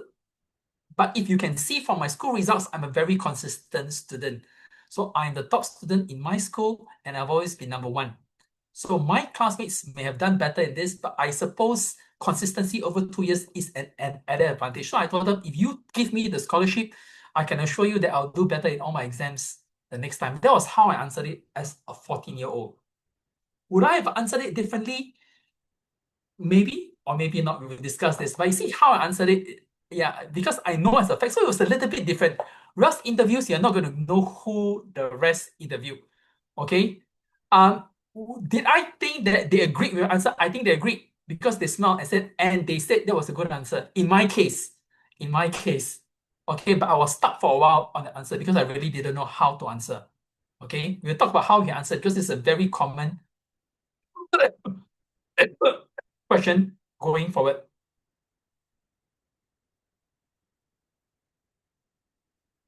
Okay, why should we choose you and not your two classmates? That's the hard question, honestly, because of respect. Well, they say it's a diplomatic way of saying this, right? So again, we should never criticize, never ever say that I'm the best, never ever say that the rest are no good, because trust me, even up to this time around when I was teaching students, helping them guide them for their JC, for their university interview, some of them tell me, oh, because I'm better than the other students. I think it's not a best ideal answer. So we need to see how, and once you master this skill, it's recurrent for all your jobs. Okay. Weak answer is not a list of adjectives. Strong answer respects the ideas. You make a specific claim and you back it up. So you must counter it by showing how you can add value, you as a person. Okay, because you can never compare, because I do not know them personally very well. But what I can say is that should you choose me, then you talk about why they should choose you. Okay, so don't worry, we will assess this going forward. Presence, walking in, sitting, finishing, walk in slowly, sit only invited. Yes, I think you should only sit when invited. Eye contact but rotate. So bear in mind, at your level, whether it's DSA, secondary, or poly, usually at most is 2 interviewers. At most. In very, very rare circumstances, you get 3. And usually if there's 3, there's 1 student, 1 senior student observing you. I'm just telling you the reality, okay? So most of the time, it is 2, okay? But if max says, so I think it's important to have the eye contact, because the eye contact, when you initiate conversation, it shows everybody. Right now, even though I cannot see any of you, all of you know for sure that I am maintaining eye contact with all of you, right? Open posture, smile. Okay, smiling does a lot of things. You see, when I speak to you, what happens? I am smiling, correct? Just imagine I'm talking to you. Okay, I think when you call for interview, you need to be really smiling, and I think you need to be friendly, because you're not friendly. No, because smiling always does a lot of wonders. You want to smile. I'm not saying you smile all the time, but I think when you go in, you greet, you smile when you give an opportunity. And this is a habit which all of us must develop. Okay, even when it comes to speaking, right? Smiling. I just ask you a simple question. Would you like someone who smiles or somebody who keeps a very stern face? It's human nature. That's why we always have the saying, a smile a day makes the worries go away, or a smile of kindness makes the whole world go round. I think this is perfectly fair, right? So smile when you have, smile at the right moments, okay? Smile at the right moments. Greet the room warmly, correct? Okay, open posture. Open posture, if you can hand gestures, you do it. If it's not so critical at this point in time, but is hand gestures something which we need to develop? Yes, over time. Okay, because it's part and parcel of how you communicate with the audience. Slow down. Right now, I'm speaking very fast. I'm speaking very fast because I got a lot of things to cover. So I'm speaking very fast. But when it comes to speaking contest, yes, I would slow down when I need to. Okay, but right now I'm speaking very fast because of many things I need to cover. Stop when I'm done. Yeah.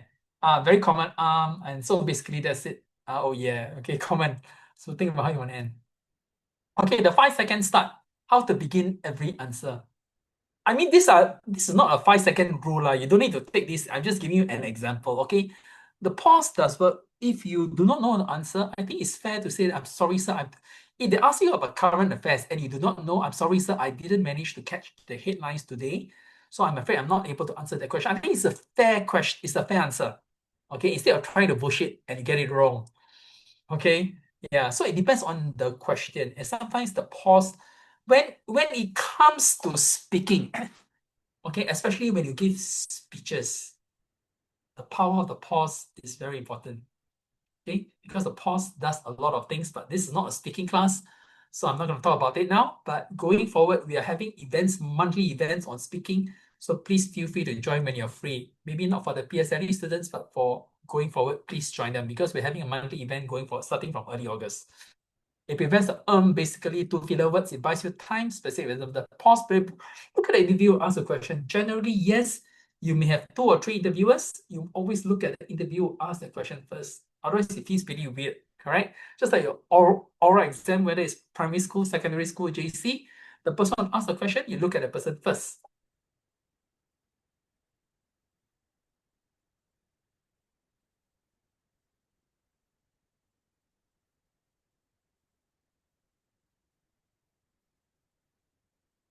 Okay, wait, I want to talk about this so that I'm looking at some of the questions. Okay, I'm looking at this question right now.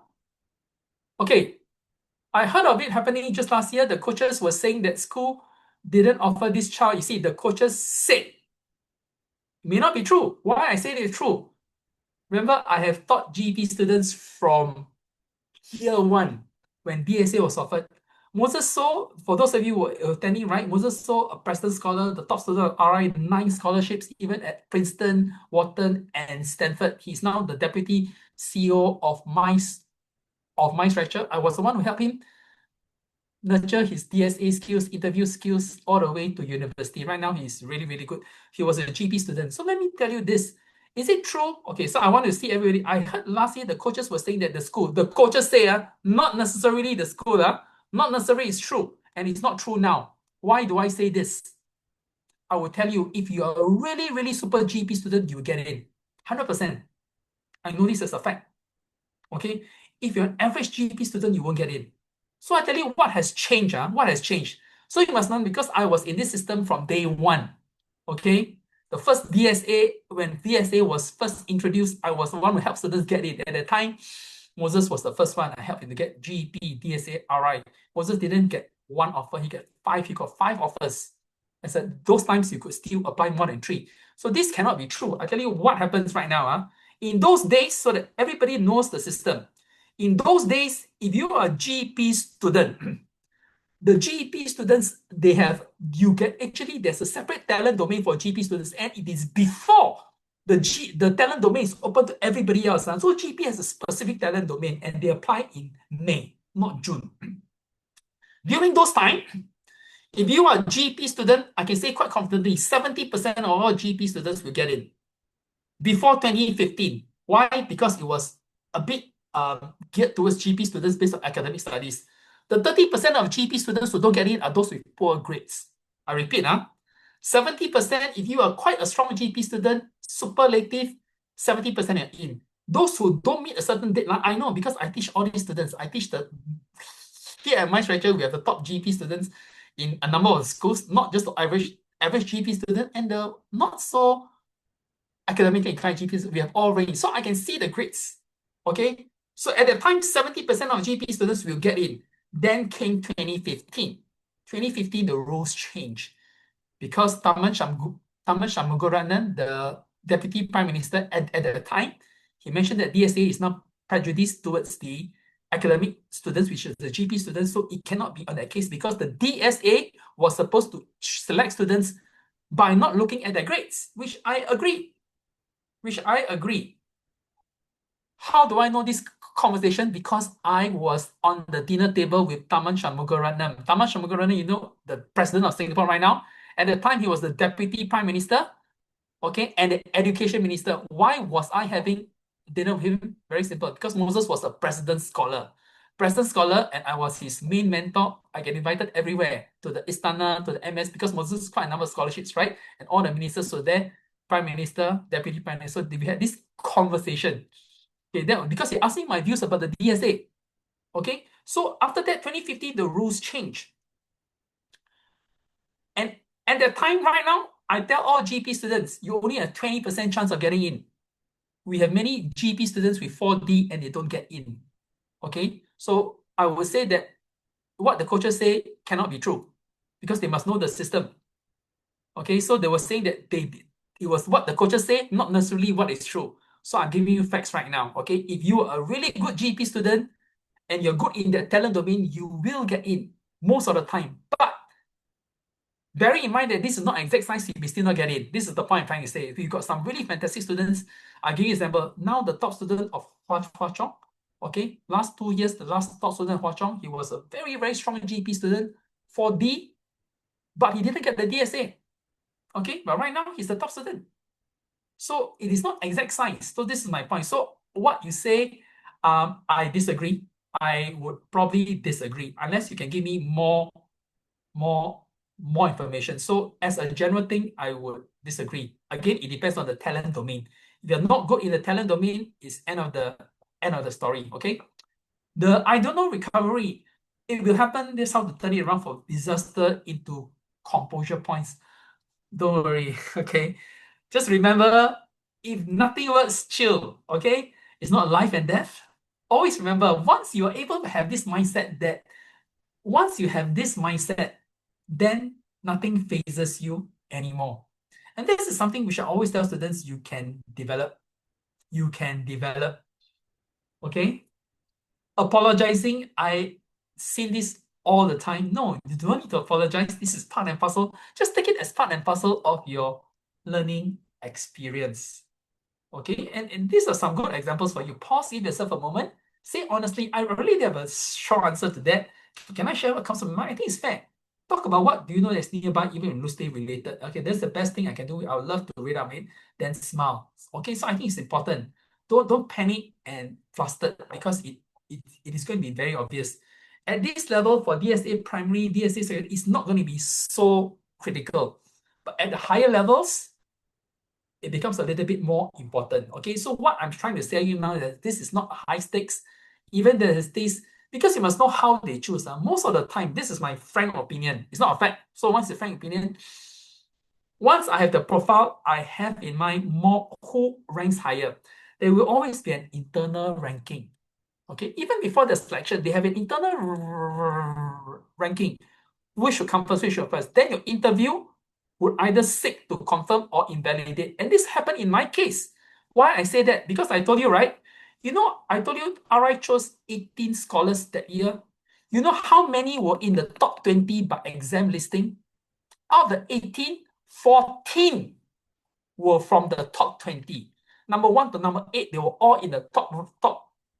Okay? They were all in the top ranking. I know because I told you that we were all interviewed by exact sequence, and when we came as scholars, we all compare our exact ranking.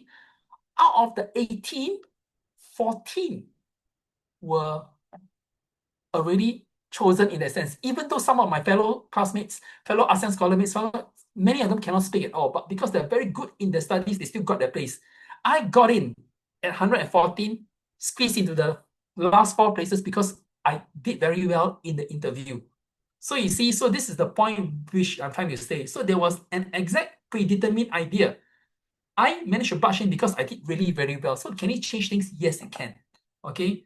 But that's why I said at this level, most of the time, there's already predetermined. They already have a rough idea who they should choose. The interview would now seek to either confirm or invalidate it.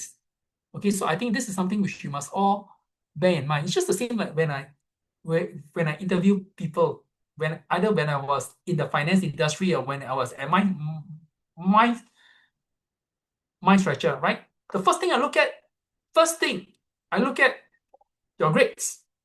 Okay, for sure, I look at the grades. Second thing I look at, what do you do? Your profile, your CCA, what you did, your university, your fit, your ability, other than work, right? So thirdly, I look at is now your interview. You come in with super good grades, but you cannot speak. Chances are that I won't take you in unless it is a job which doesn't involve communication. This is always a fact, right? So there is always a predetermined ranking. Okay, so we must all know that. So that's why I disagree with what the coaches said. Probably it's just their opinion. No, and the truth is GP students don't get all good grades. This is the truth. Okay, this is the truth. Not all GP students get good grades. Yeah, yeah. So right now I'm telling you only 20 to 25% get in if you're a GP student. So most of them don't get in. Would there have online interviews? Sometimes there is. If there's an online interview, you would have to go to your primary school or your secondary school because they provide a standard facility. Okay. It was especially prevalent during COVID time. Sometimes it happens 1 or 2 cases, but not so much anymore, but just in case. always make sure that your mic is there. Always make sure that you test, and always make sure that you have the eye contact, just like what I'm doing right now. Before I came into this room, did I prepare for this? No, I only prepared for the slides. Do I prepare for what I have to say? No, because it's quite natural to me, so I don't need to prepare. But what I prepared before I came to this room, I tested the mic, I tested the video, I tested the camera 3 times. I tested it at 2:30, I tested it at 4, I tested it at 6:30, and I have backups. Why? Because if it doesn't work, then jialat already, because I'm the only guy here, right? So it is important. Sweetie, all the questions here later you help to save. Is there any way to save all the webinar chats? Because I'm going to cover all these questions as handouts Yes. or as DSA in case I don't manage to save Yes. all of this. Yes, we have this handout will share with me. Yeah, so you share with me all the questions. So don't worry, parents and students. So I remember my promise is that here at my stretcher, I will share everything I know. There's no hiding. If I don't know, I'll tell you I'm not too sure. If I know, I'll tell you it's a fact. Okay, it's not an opinion. And yeah, I think it's reasonable to believe me. Okay, 8 mistakes that kill. I won't say kill. I would use the word kill as a very strong phrase, but it is a very aggressive term now. But just to tell you that it's not so good. Memorizing whole answers. I always tell students, don't memorize. Once you memorize, it becomes a danger. And this is what I learned. For those of you who have listened to my speeches in the past, especially when I conduct public speaking course, English oral course, secondary course, debate courses, you're always hearing me. I just tell you the story which I had, and that was what I realized. So different people, different standard. I was head prefect of my primary school. Back in Batu Pahat, I told you my kampung school, I was head prefect not because I was a great leader. No, I was never a great leader. It was just because the teacher likes me. And this is also the point I'm trying to say. I was not a top student, I was top 20 in my kampung primary school. That's why I always tell students, there's a school for everybody. I became a stronger student only in secondary school. So suddenly from a top 20 student to number 1 in school, why? Change in attitude, change in maturity, change in determination. Okay, so this is what happened. So I tell you what happened. So I was head prefect because the teacher likes me. I'm not even a top 5 student, but the teacher likes me. And so I became head prefect. Now, as a head prefect, I had to give a speech, Teacher's Day. And I tell you this why, because it's something which happens to a lot of people. That was my first speech ever. So what did I do? The speech was in Malay. So I wrote a speech in Malay, okay? Because obviously, coming from Malaysia, your speech has got to be in Malay, right? So I memorized the whole speech to them. I took 2 weeks to memorize it. So I thought I was ready. I thought that, whoa, I'm going to kill this speech. First time ever going to give a speech. But what happened? When I got in front of the stage, I froze. Okay, and I really couldn't give my speech or whatever I memorized went out of the window. I stood there for 5 minutes repeating the greeting. Good morning, teacher. I was stuttering at the time. Good morning, teachers. Stuttering, your blood ran cold, sweat. This was real. Everything went out. I couldn't give a speech. So the teacher ended my speech after 5 minutes. They said, thank you, Alvin, for his wonderful speech. Let's give him a big round of applause. How do you think I felt? I was totally humiliated. And that was what caused me not to speak for the next 6-7 years until I got to university again. Okay. So memorizing answers, there's always a tendency to happen. One sentence answers, always elaborate. Bluffing on facts. If you don't know, say you don't know, especially when it's a factual question. Okay. When you think, sometimes they ask you general knowledge question. Okay, let's say you are in soccer, you're playing soccer, talent domain. They are likely to ask you about the World Cup. What is your favorite team? Where is the World Cup being held? So if you're really a passionate soccer fan, you have to answer these questions I'm telling you. So you see, you have to answer this. Even if you don't know, then you say you don't know. Don't ever say, because 4 years ago, this question came up, soccer DSA. And worse, the student answered, oh, it's being held in Malaysia. How can a World Cup be held in Malaysia? Not at least during this time. Because Malaysia is big news. So you don't bluff your way unless you're really sure. Unless you're genuinely in that case. Okay, reading off a script. Talking about brand, it is a top school. Very common answer. Why do you want to join this school? Why do you want to join SJI? Oh, because it is a top school. It tells me nothing. Okay?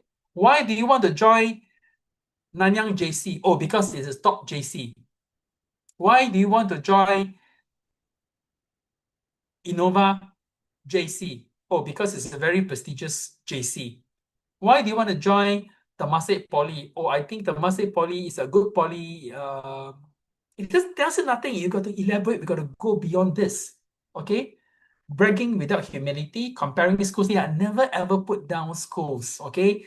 I'll tell you some of the answers which I got from my GP students in the past, which is why I'm conducting this seminar. Okay? These are the top GP students. You know, when they go for the interviews, this was a real example. Happened at RI. Okay, I'll tell you what happened in the interview. Why do you want to join RI? Oh, actually, RI is not my first choice. I actually want to join Hwa Chong.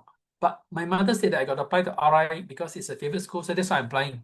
This is a very bad answer, right? This is a very bad answer. This is just telling RI, I'm not interested in the school. I'm here because my mother tells me. So we need to be interview smart. Okay, we need to be interview smart. There's always a way to phrase such questions. You know, in those days, recently, I just organized a TEDx event for my stretcher for master speaker student. TEDx, as for those of you parents who know, TEDx is a very prestigious speaking event. And your resume is pretty good. So we had a TEDx event for all master speakers and my stretcher students and some alumnus. So I asked one of my students, Kuek, to come and speak. I call him the king of DSAs. So why I'm telling you this? Because everything I help him get these interviews, we help him. You know how many DSAs interviews he got? He applied for 6. Remember, this is the days before 2019. 2019, with the DSA, you only can apply for 3. In the past, before 2019, you can apply to as many schools because it was not centralized. So Kuek, he was from ACS Primary. He applied for 6 DSAs. I tell you the 6 DSAs, RI, Hwa Chong, ACSI, SJI, Diamond High, Victoria School. And he got all 6. Every school he went to asked him this question. Which DSA do you apply to and what are your options? And if we ask you which is your favorite DSA, so you see different schools, different. So how would you answer? I taught him to answer for every single one because every school has their own unique strengths, right? So you must answer it that way. Okay? I call him the king of DSAs. Maybe next time I can ask him to share. Right now he's studying law and computer, final year student at SMU. He was a GP student, by the way. Okay, so never ever say that this school is lousy, that school is lousy, because some students do say this. Oh, this JC is not so good. That's why I would. Okay, so why are you applying for Anderson JC? I think Anderson JC is a good JC, whereas the other 2 schools, the Yishun JC is not so good because the students are quite bad. Some students do say this. So never ever talk badly about the other schools. Okay? Okay, this is an important question which I will talk about. Now listen carefully. How different is SAP School's DSA interview compared to... Okay, the difference is this. SAP School's questions, you may have the whole interview in Chinese. 1. You may have partial interview in Chinese. You may have a mixture of both. I'm just saying it depends on the school. Okay? Depends on the school depending on the talent domain. Also remaining talent domain. If it's something which is Chinese culture related, bilingualism, you're almost certainly going to get 2. 100%. Whether it's Nanqiao, whether it's Nanhua, whether it's Nanyang Girls, whether it is the other SAP schools. Not all. So it depends on the talent domain. It depends on the school. Okay? So we'll talk about that. So if you're applying for bilingualism, you absolutely have got to prepare for all these answers in Chinese as well. Okay?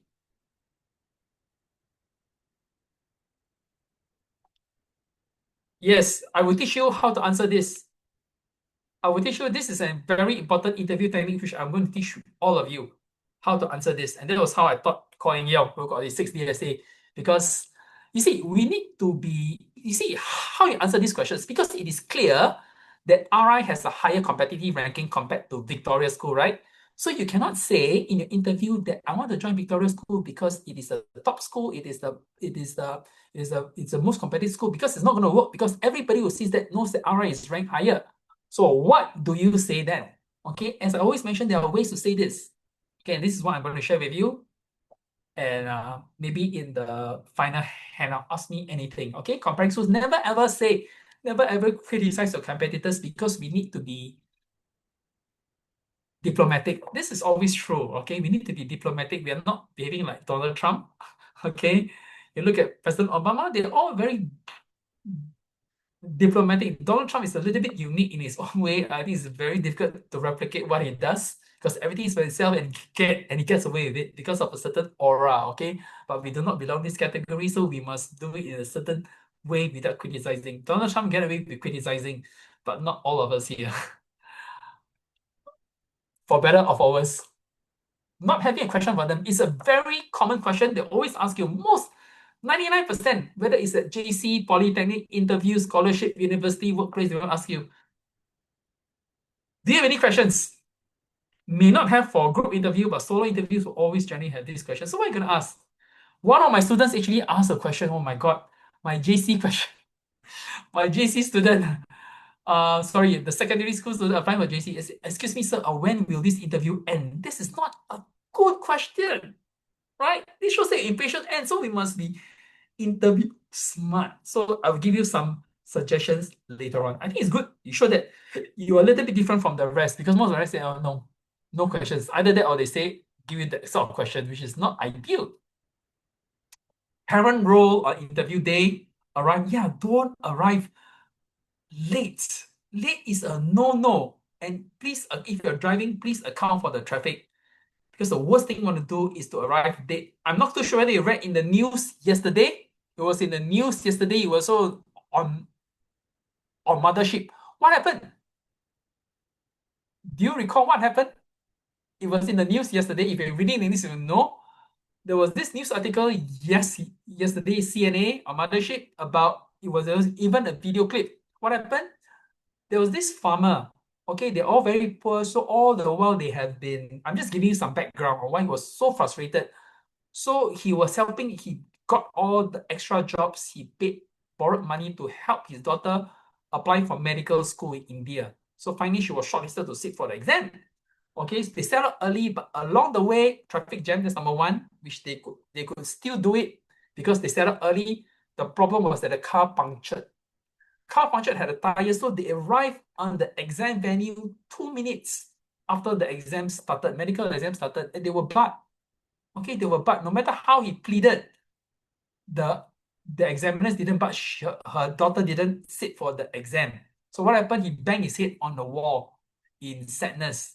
Okay, it is pretty sad, but that's exactly how it is, right? The worst thing you want to do is arrive late for an interview. So always arrive early. Nothing wrong. Come early, arrive early, so forth. Right? For my interviews, personally speaking, I always make it a point to arrive 45 minutes. Generally, as a rule for me, it's something which I learned from young, just in case. Okay. But quiet breakfast, no interview class, don't need to do already. Don't need to be too obsessed. Okay. Chill. As I always mention, important to chill. Okay, helpful things, whether outside, list them before, what did they ask? How do you feel? Trust the preparation. Always this, it is not going to determine your life. Just treat your interview as a learning journey. Okay? And you do it once, you do it twice, you do it 3 times, you do it 4 times, you do it 5 times. Next time you can be here giving this speech instead of me. In fact, for those of you interested, I can help you. You see, the top speaker in RI, the top speaker, debaters, PESA champion, orators trophy champion, Nay Woon. You see that he was a MyStretcher student since primary 3. He's one of the top students in RI, okay? And definitely the #1 speaker in RI and the whole of Singapore when it comes to public speaking, because he was with MyStretcher master speakers for the last 6, 7. Right now, he's in JC1. Every of these seminars, you find that in the past, because now July is having his JC exam, I told him to focus on the exam. You see him in all these seminars. Why? Because along the way, he picks up these skills, then he's able to replicate it. So it's very important for those who next time you want to learn how to speak better, you join these seminars, will help you become a better speaker. Okay, so right now, Newman can do exactly the same things which I'm doing because he's been listening to it like countless times. And I'm his main mentor and teacher for a lot of things. Yeah. So things that hurt. Quiz drilling, forget about the quiz. If you feel your life is over, don't, okay? Don't treat it as super high pressure. No, okay? Talking on their behalf to school admin, standing within earshot. Some parents are very anxious. We do understand your anxiety, but chill. Even when I was, even like 38 years ago, when I came to 39, yeah, 1990, 1988, when I went for the MOE interview at MOE, not at RI, because MOU determines which school you go to. RI doesn't. MOU selects and determines which school you go to. It's not the domain, because MOE is the overriding, because this scholarship was given by MOE, not by RI. Okay, so what happened was that my mother was there. My mother wanted to accompany me. I said, no, mom, you just stay in the canteen. You just stay in the canteen because there's nothing you can do, okay? And you just let me go ahead. I try my best.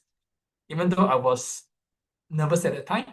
Yeah, I was nervous before the interview, but when I got interview, I was okay because once you are prepped, you have a rough idea of what you have to say. I think this is important, which is why I said you don't need to over prep, but some of these basic questions you have to prepare. Yep. Did you answer the question with practice? Don't need lah. After that, chill. Don't give extra pressure. Comparing them to other siblings or DSA, all kids are different, all selection and process different. We must all understand this. I've given you many examples. Okay, you may prepare till death, it still doesn't mean that you get in because there is an element of luck here unless you got certain talents which is very, very clear. Sharing the results. Okay, so your next kids shine. What to wear, what to bring, these are all general things. I don't need to go through in great detail. I'll be sharing the slides. Okay, the question bank, 25. Okay, these are real questions. I just tell you. Real questions. Okay, real questions which came out at all levels, DSA secondary, DSA poly, DSA JC, depending on the talent domain. But everything about this, I said about you, have. Tell me about yourself, introduce yourself in one sentence. What are strengths and weaknesses? You see, they're all about you, right? Tell me about setback or failure. How did you overcome it? What is your favorite subject? Why? What 3 best adjectives describe you? What is your greatest achievement so far? Which person do you admire most? There's a reason why we say all these things, okay? I'm going to give you some samples, but I want you to think about it first. I'm not going to go through in great detail. Got 15 more minutes. Ask questions about the school. See, first question is always about you. Not all, but these are the 3 categories we should always need to bear, whether it's school, poly, JC, work, organization, whatever. Question thing about the school, about the organization. Why this school? Programs, contributions, be specific.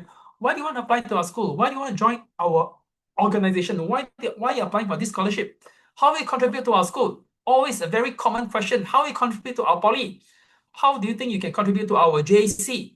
What do you know about school's motto, values, history, or programs? Okay, it may not be so specific. It can just be, what do you know about our school? Okay, so you can bring in all these things, right? And I give you an example. Nanyang JC, not just Nanyang JC, Nanyang JC and Nanyang Girls, they are not affiliated. By the way, not affiliated. Okay, there was one year when the group of students got in, they asked them to draw what is the logo, what is the motto for Nanyang Girls. They come up with a new motto and logo. Okay, then you talk about it. So anything can come out. So don't worry. So at least we have some ideas. It's always better. Is school A, school B? This number 15 is a very, very common question. So if Pasir Ris Secondary and Hougang Secondary offers you this school, which school would you pick? Since you applied for Yishun Junior College and Innova JC, if both JCs were to offer you this place, which school would you pick? Must be prepared to answer this. Okay, so again, which CCA do you want to join here? So it depends on which CCA. Sometimes you are tied by the talent domain. Let's say you're applying for JC, bio volleyball, you are in the talent domain already. You have no other choice. If it's a more generic one, like speaking, and there's no speaking CCA, there's no debating CCA, there's no public speaking CCA, then you can join other CCA. So it depends. Right? Do you apply DSA? Very, very common question. Are you applying because of branded this? I'm giving you real questions. All these things, questions have come out before at all levels. Okay, at all levels. Less common ones, and I'll tell you how to answer this question. Okay, I'll just talk about it. Who wants to try? Who wants to try? Cherish. Okay, if there are JC students here, please, secondary four students here, or so students applying JC, please also feel free to try, okay? Because they are all the same. Cherish. Okay, Cherish, you can speak. I'm going to ask you real questions. Come. Yes. Cherish, you want to unmute yourself? You can speak.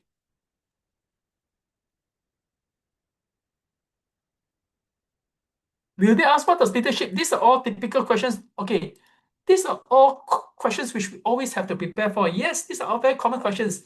Whether it's prefect, whether it's counselor, whether it's head prefect, whether it's leadership question, these are all questions which we have to prepare. I will teach you how to answer in tomorrow's night session. Very common. All of us have to prepare. Yes. Lincoln? Okay, Lincoln, are you a P6 student or Sec 4 student? I am a P6 student. Okay, Lincoln, good. P6 student, huh? Okay, so what school are you studying now? I am from Northland Primary School at Yishun. Thank you very much, Northland. Yes, Northland is a very strong chess playing school, right? Yeah. Okay. What schools do you apply for DSA? I applied for Christchurch. Okay, Christchurch Secondary. What else? Presbyterian High. Presbyterian High. Okay, good. Last choice? SIDA. SIDA. Okay, so again, you apply for Christchurch Secondary School, Presbyterian High, and SIDA. So let me ask you one question, because these are real questions. What I'm giving you are real questions. When I say less common, it doesn't mean that it appeared once. So I repeat, let's talk about when I say, hold on. When I say about you, very common, they appear almost practically every year. Clear? This one about the school, almost every year. So the less common ones, it appears, when I say appears, it's between 20 to 50%. Okay, so this one I mean by less common. There are many other less common which I'm trying those questions. Okay, so let me ask you. Okay, so my first question is this. So everybody think about why they ask you. Now, since you're primary 6, I'm going to ask you this question. What PSLE score do you expect? I hope that I get AL12 or less. Okay, I want everybody, for those primary school students to go into secondary school, important to get this correct, because many school teachers get this wrong, many students and many parents get this wrong. Remember, your subject is by AL. English AL, Maths AL, Science AL, Mother Tongue AL. Your total is your PSLE score. It's not something as AL12. No, AL is achievement level. Okay, clear? But many teachers get this wrong in schools. Even I see the report, my student got AL12, which is wrong. You get a PSLE score, you get the prelim score, it is the score. Your AL only goes to AL8. That's all. Clear? So I hope to get a PSLE score of 12, not AL score. It's a very common mistake. Okay, clear? But a very, very good answer. Now I'll ask you why. I wish that I had AL12 for my PSLE, as I can if I can find a good neighborhood school or a school near me, it's very efficient for me to go to that school. Okay, good. Although if I were you, I wouldn't use the word neighborhood, okay? Because it doesn't sound too right, but it's okay. It's okay. So let me ask you one question. Now I ask you this question. It is important. So assuming you mentioned 3 schools, right? Christchurch, Yeah. SIDA, correct? Yeah, I'm Presbyterian. And Presbyterian. Okay, so assuming listen, you are at the Presbyterian interview. I repeat, I'm the teacher at Presbyterian. So I ask you, okay, so I ask you your PSLE score, so you're going to say 12, right? Okay, Yeah. clear? If it is SIDA girls, are you also going to say 12? Yes. Okay, there's a reason why I want all parents and all students to listen carefully. There's a reason why I asked this question. Okay, let me ask you the next question so I understand you better. What talent domain do you apply to for SIDA girls, for Presbyterian, and for Christchurch? Give me so that I have a rough idea. I will apply for drama thing, for my drama thing, STEM. Is it for all schools? Can you repeat it?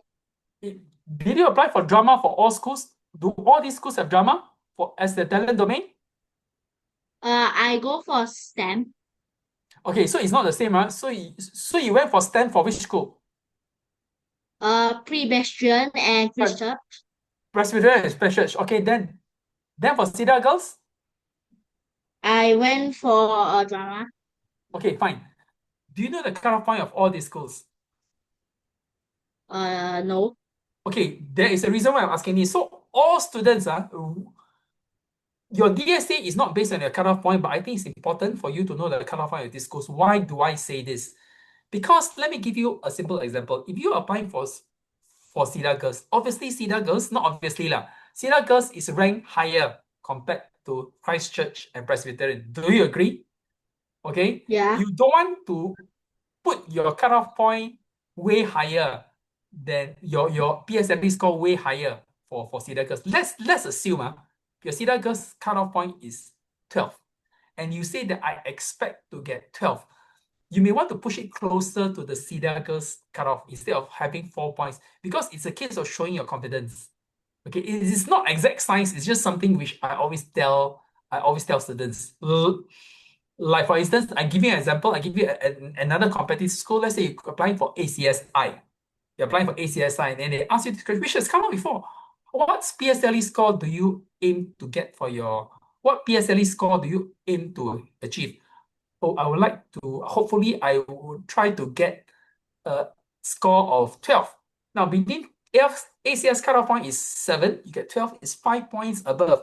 It shows that you are, especially for the competitive schools like Cedar, there is always an element of academic rigor involved, okay? So they don't want you to be, for the purposes of the interview, you don't want to be too far off. I think 8 or 9 is okay. Okay, provided your grades are reflective and not 12 in this sense. So the answer you have for Cedar Girls and Christchurch will probably be different because the cutoff points are different. This is just some idea. It is not a fact, okay? I'm just showing you. Okay, one more question. One more question. So, okay, let's assume that I'm from Christchurch. Okay? So there are only 2 places. Again, I repeat, you are applying for Christchurch drama, right? No, it's a STEM. STEM, okay. So I ask you this question. Okay, tell us why we should choose you for the DSA. I like doing math and science as I got distinction for my math in P5. Distinction for maths in P5, then what about P6? During P6, I did not get any awards, but I did try to go into math again and to see if I could get any awards, but I didn't. So you see, I want all parents and students, you realize it's not so easy to answer, right? It's not so easy to answer, okay? Why I say that? Because just imagine, even adults find it difficult to answer. Okay, as I mentioned, I teach a lot of teachers. I teach a lot of adults. I also teach a lot of university students, those who are all alum. Why I say university students? Because sometimes I'm a mentor to some of them, and many of them are ex-my churches students. That's why I help them. Okay, so you realize it's not so easy. So that's why we need to prep for it. Right, so you just imagine this answer. This is an okay answer. This is an okay answer for a primary 6. But can it be better? Yes. So it's not just about being interested. It's not just about the exam. So when you mention about STEM, so when talk about STEM, is it STEM? Is it just mathematics? It's actually also the science, I think, Exactly. I believe. Whereas your speech, you were just talking about Math. mathematics, right? Exactly. So this is my point. So we need to think through. So your homework for everybody, right? Especially question bank 1 and 2. I want you to prepare your answers. Why? Because I'm not going to give you the answers. I want you to think through, because the process of thinking through is an important life skill. Once you're able to think through, next time, whatever interviews you have, it is always the same. Okay, I want you to think through why. It doesn't need to be an essay, but it needs to be at least 3 sentences, 3 or 4. Okay, around there. I think it is good enough at your level. At your level is good enough. At a higher level, then obviously, depending on how competitive it can be very easy. So as I mentioned, right now, it's just one interview. Trust me, when it comes to prestigious scholarships, you have up to round 9, round 13, round 9 for President's Scholarship. I know I helped I've helped 4 president scholars. Round 9, your interview round 1 all the way to round 9. So from a large number, all dwindled down to left a certain number. So you can imagine, and some of these interviews and workshops, especially the prestigious companies, it can be a 3-hour selection process or half a day. So it depends. Okay. So I think that it's important that all of you think about all these questions, and we can have some examples tomorrow also about the specific talent domain you're applying for. Okay, so I'm not going to go through all in detail, but I'm going to give you some ideas. What real students got asked in real interviews? Okay, these are all real cases. I'm just giving you a selection. Whether it's JC or Polytechnic, same. I'm just giving you a selection. Okay, look at all these. These are real questions. Okay, these are all real questions. Yeah, I forgot to put in the slide about the JC, which I will include, and the Polytechnic, but they are more or less the same, depending on the talent domain. So you can see the trend. It's always about the same type of questions, which I always tell students we need to prepare. This excludes the specific talent domain questions. Okay, so specific talent domain questions, I'll cover them tomorrow. P6 secondary school, I'm just giving you an example. Okay, so coach notes are my notes lah. Okay, coach notes are my notes, and the answer was phrased this way because and all these things are real cases, and all these students eventually got their place. Okay, eventually got their place. I don't think it's just because of the interview, but interview does help in certain aspects. So I won't go through in all these things. Everything is about a story. Okay, why do I say about a story? Everything is about framing. So let me give you one final example. Okay, you can study this in your own time. I'm going to share these notes tomorrow. Okay, I'm just going to include inside the poly, then we share it tomorrow. So remember to take a look at these questions. I just want to share, everything is about story. So I'm giving you a real story. Okay, a real example. A couple of years ago, one GEP student and a mother who has been a my special parent for many years came to me, help for the DSA leadership for RI and Hwa Chong. There was just one problem. Okay, I tell you what the problem was. He has no leadership position. Not prefect, not monitor, no nothing. But eventually he still got it. Do you know why? Because I helped him create something. Okay, that's why when he actually got the place, he treated the whole of my stretcher head office buffet lunch. Okay, so this case was a little bit unique, and I tell you why. So that you all understand, everything is about positioning, and this is where your personal statement comes into place.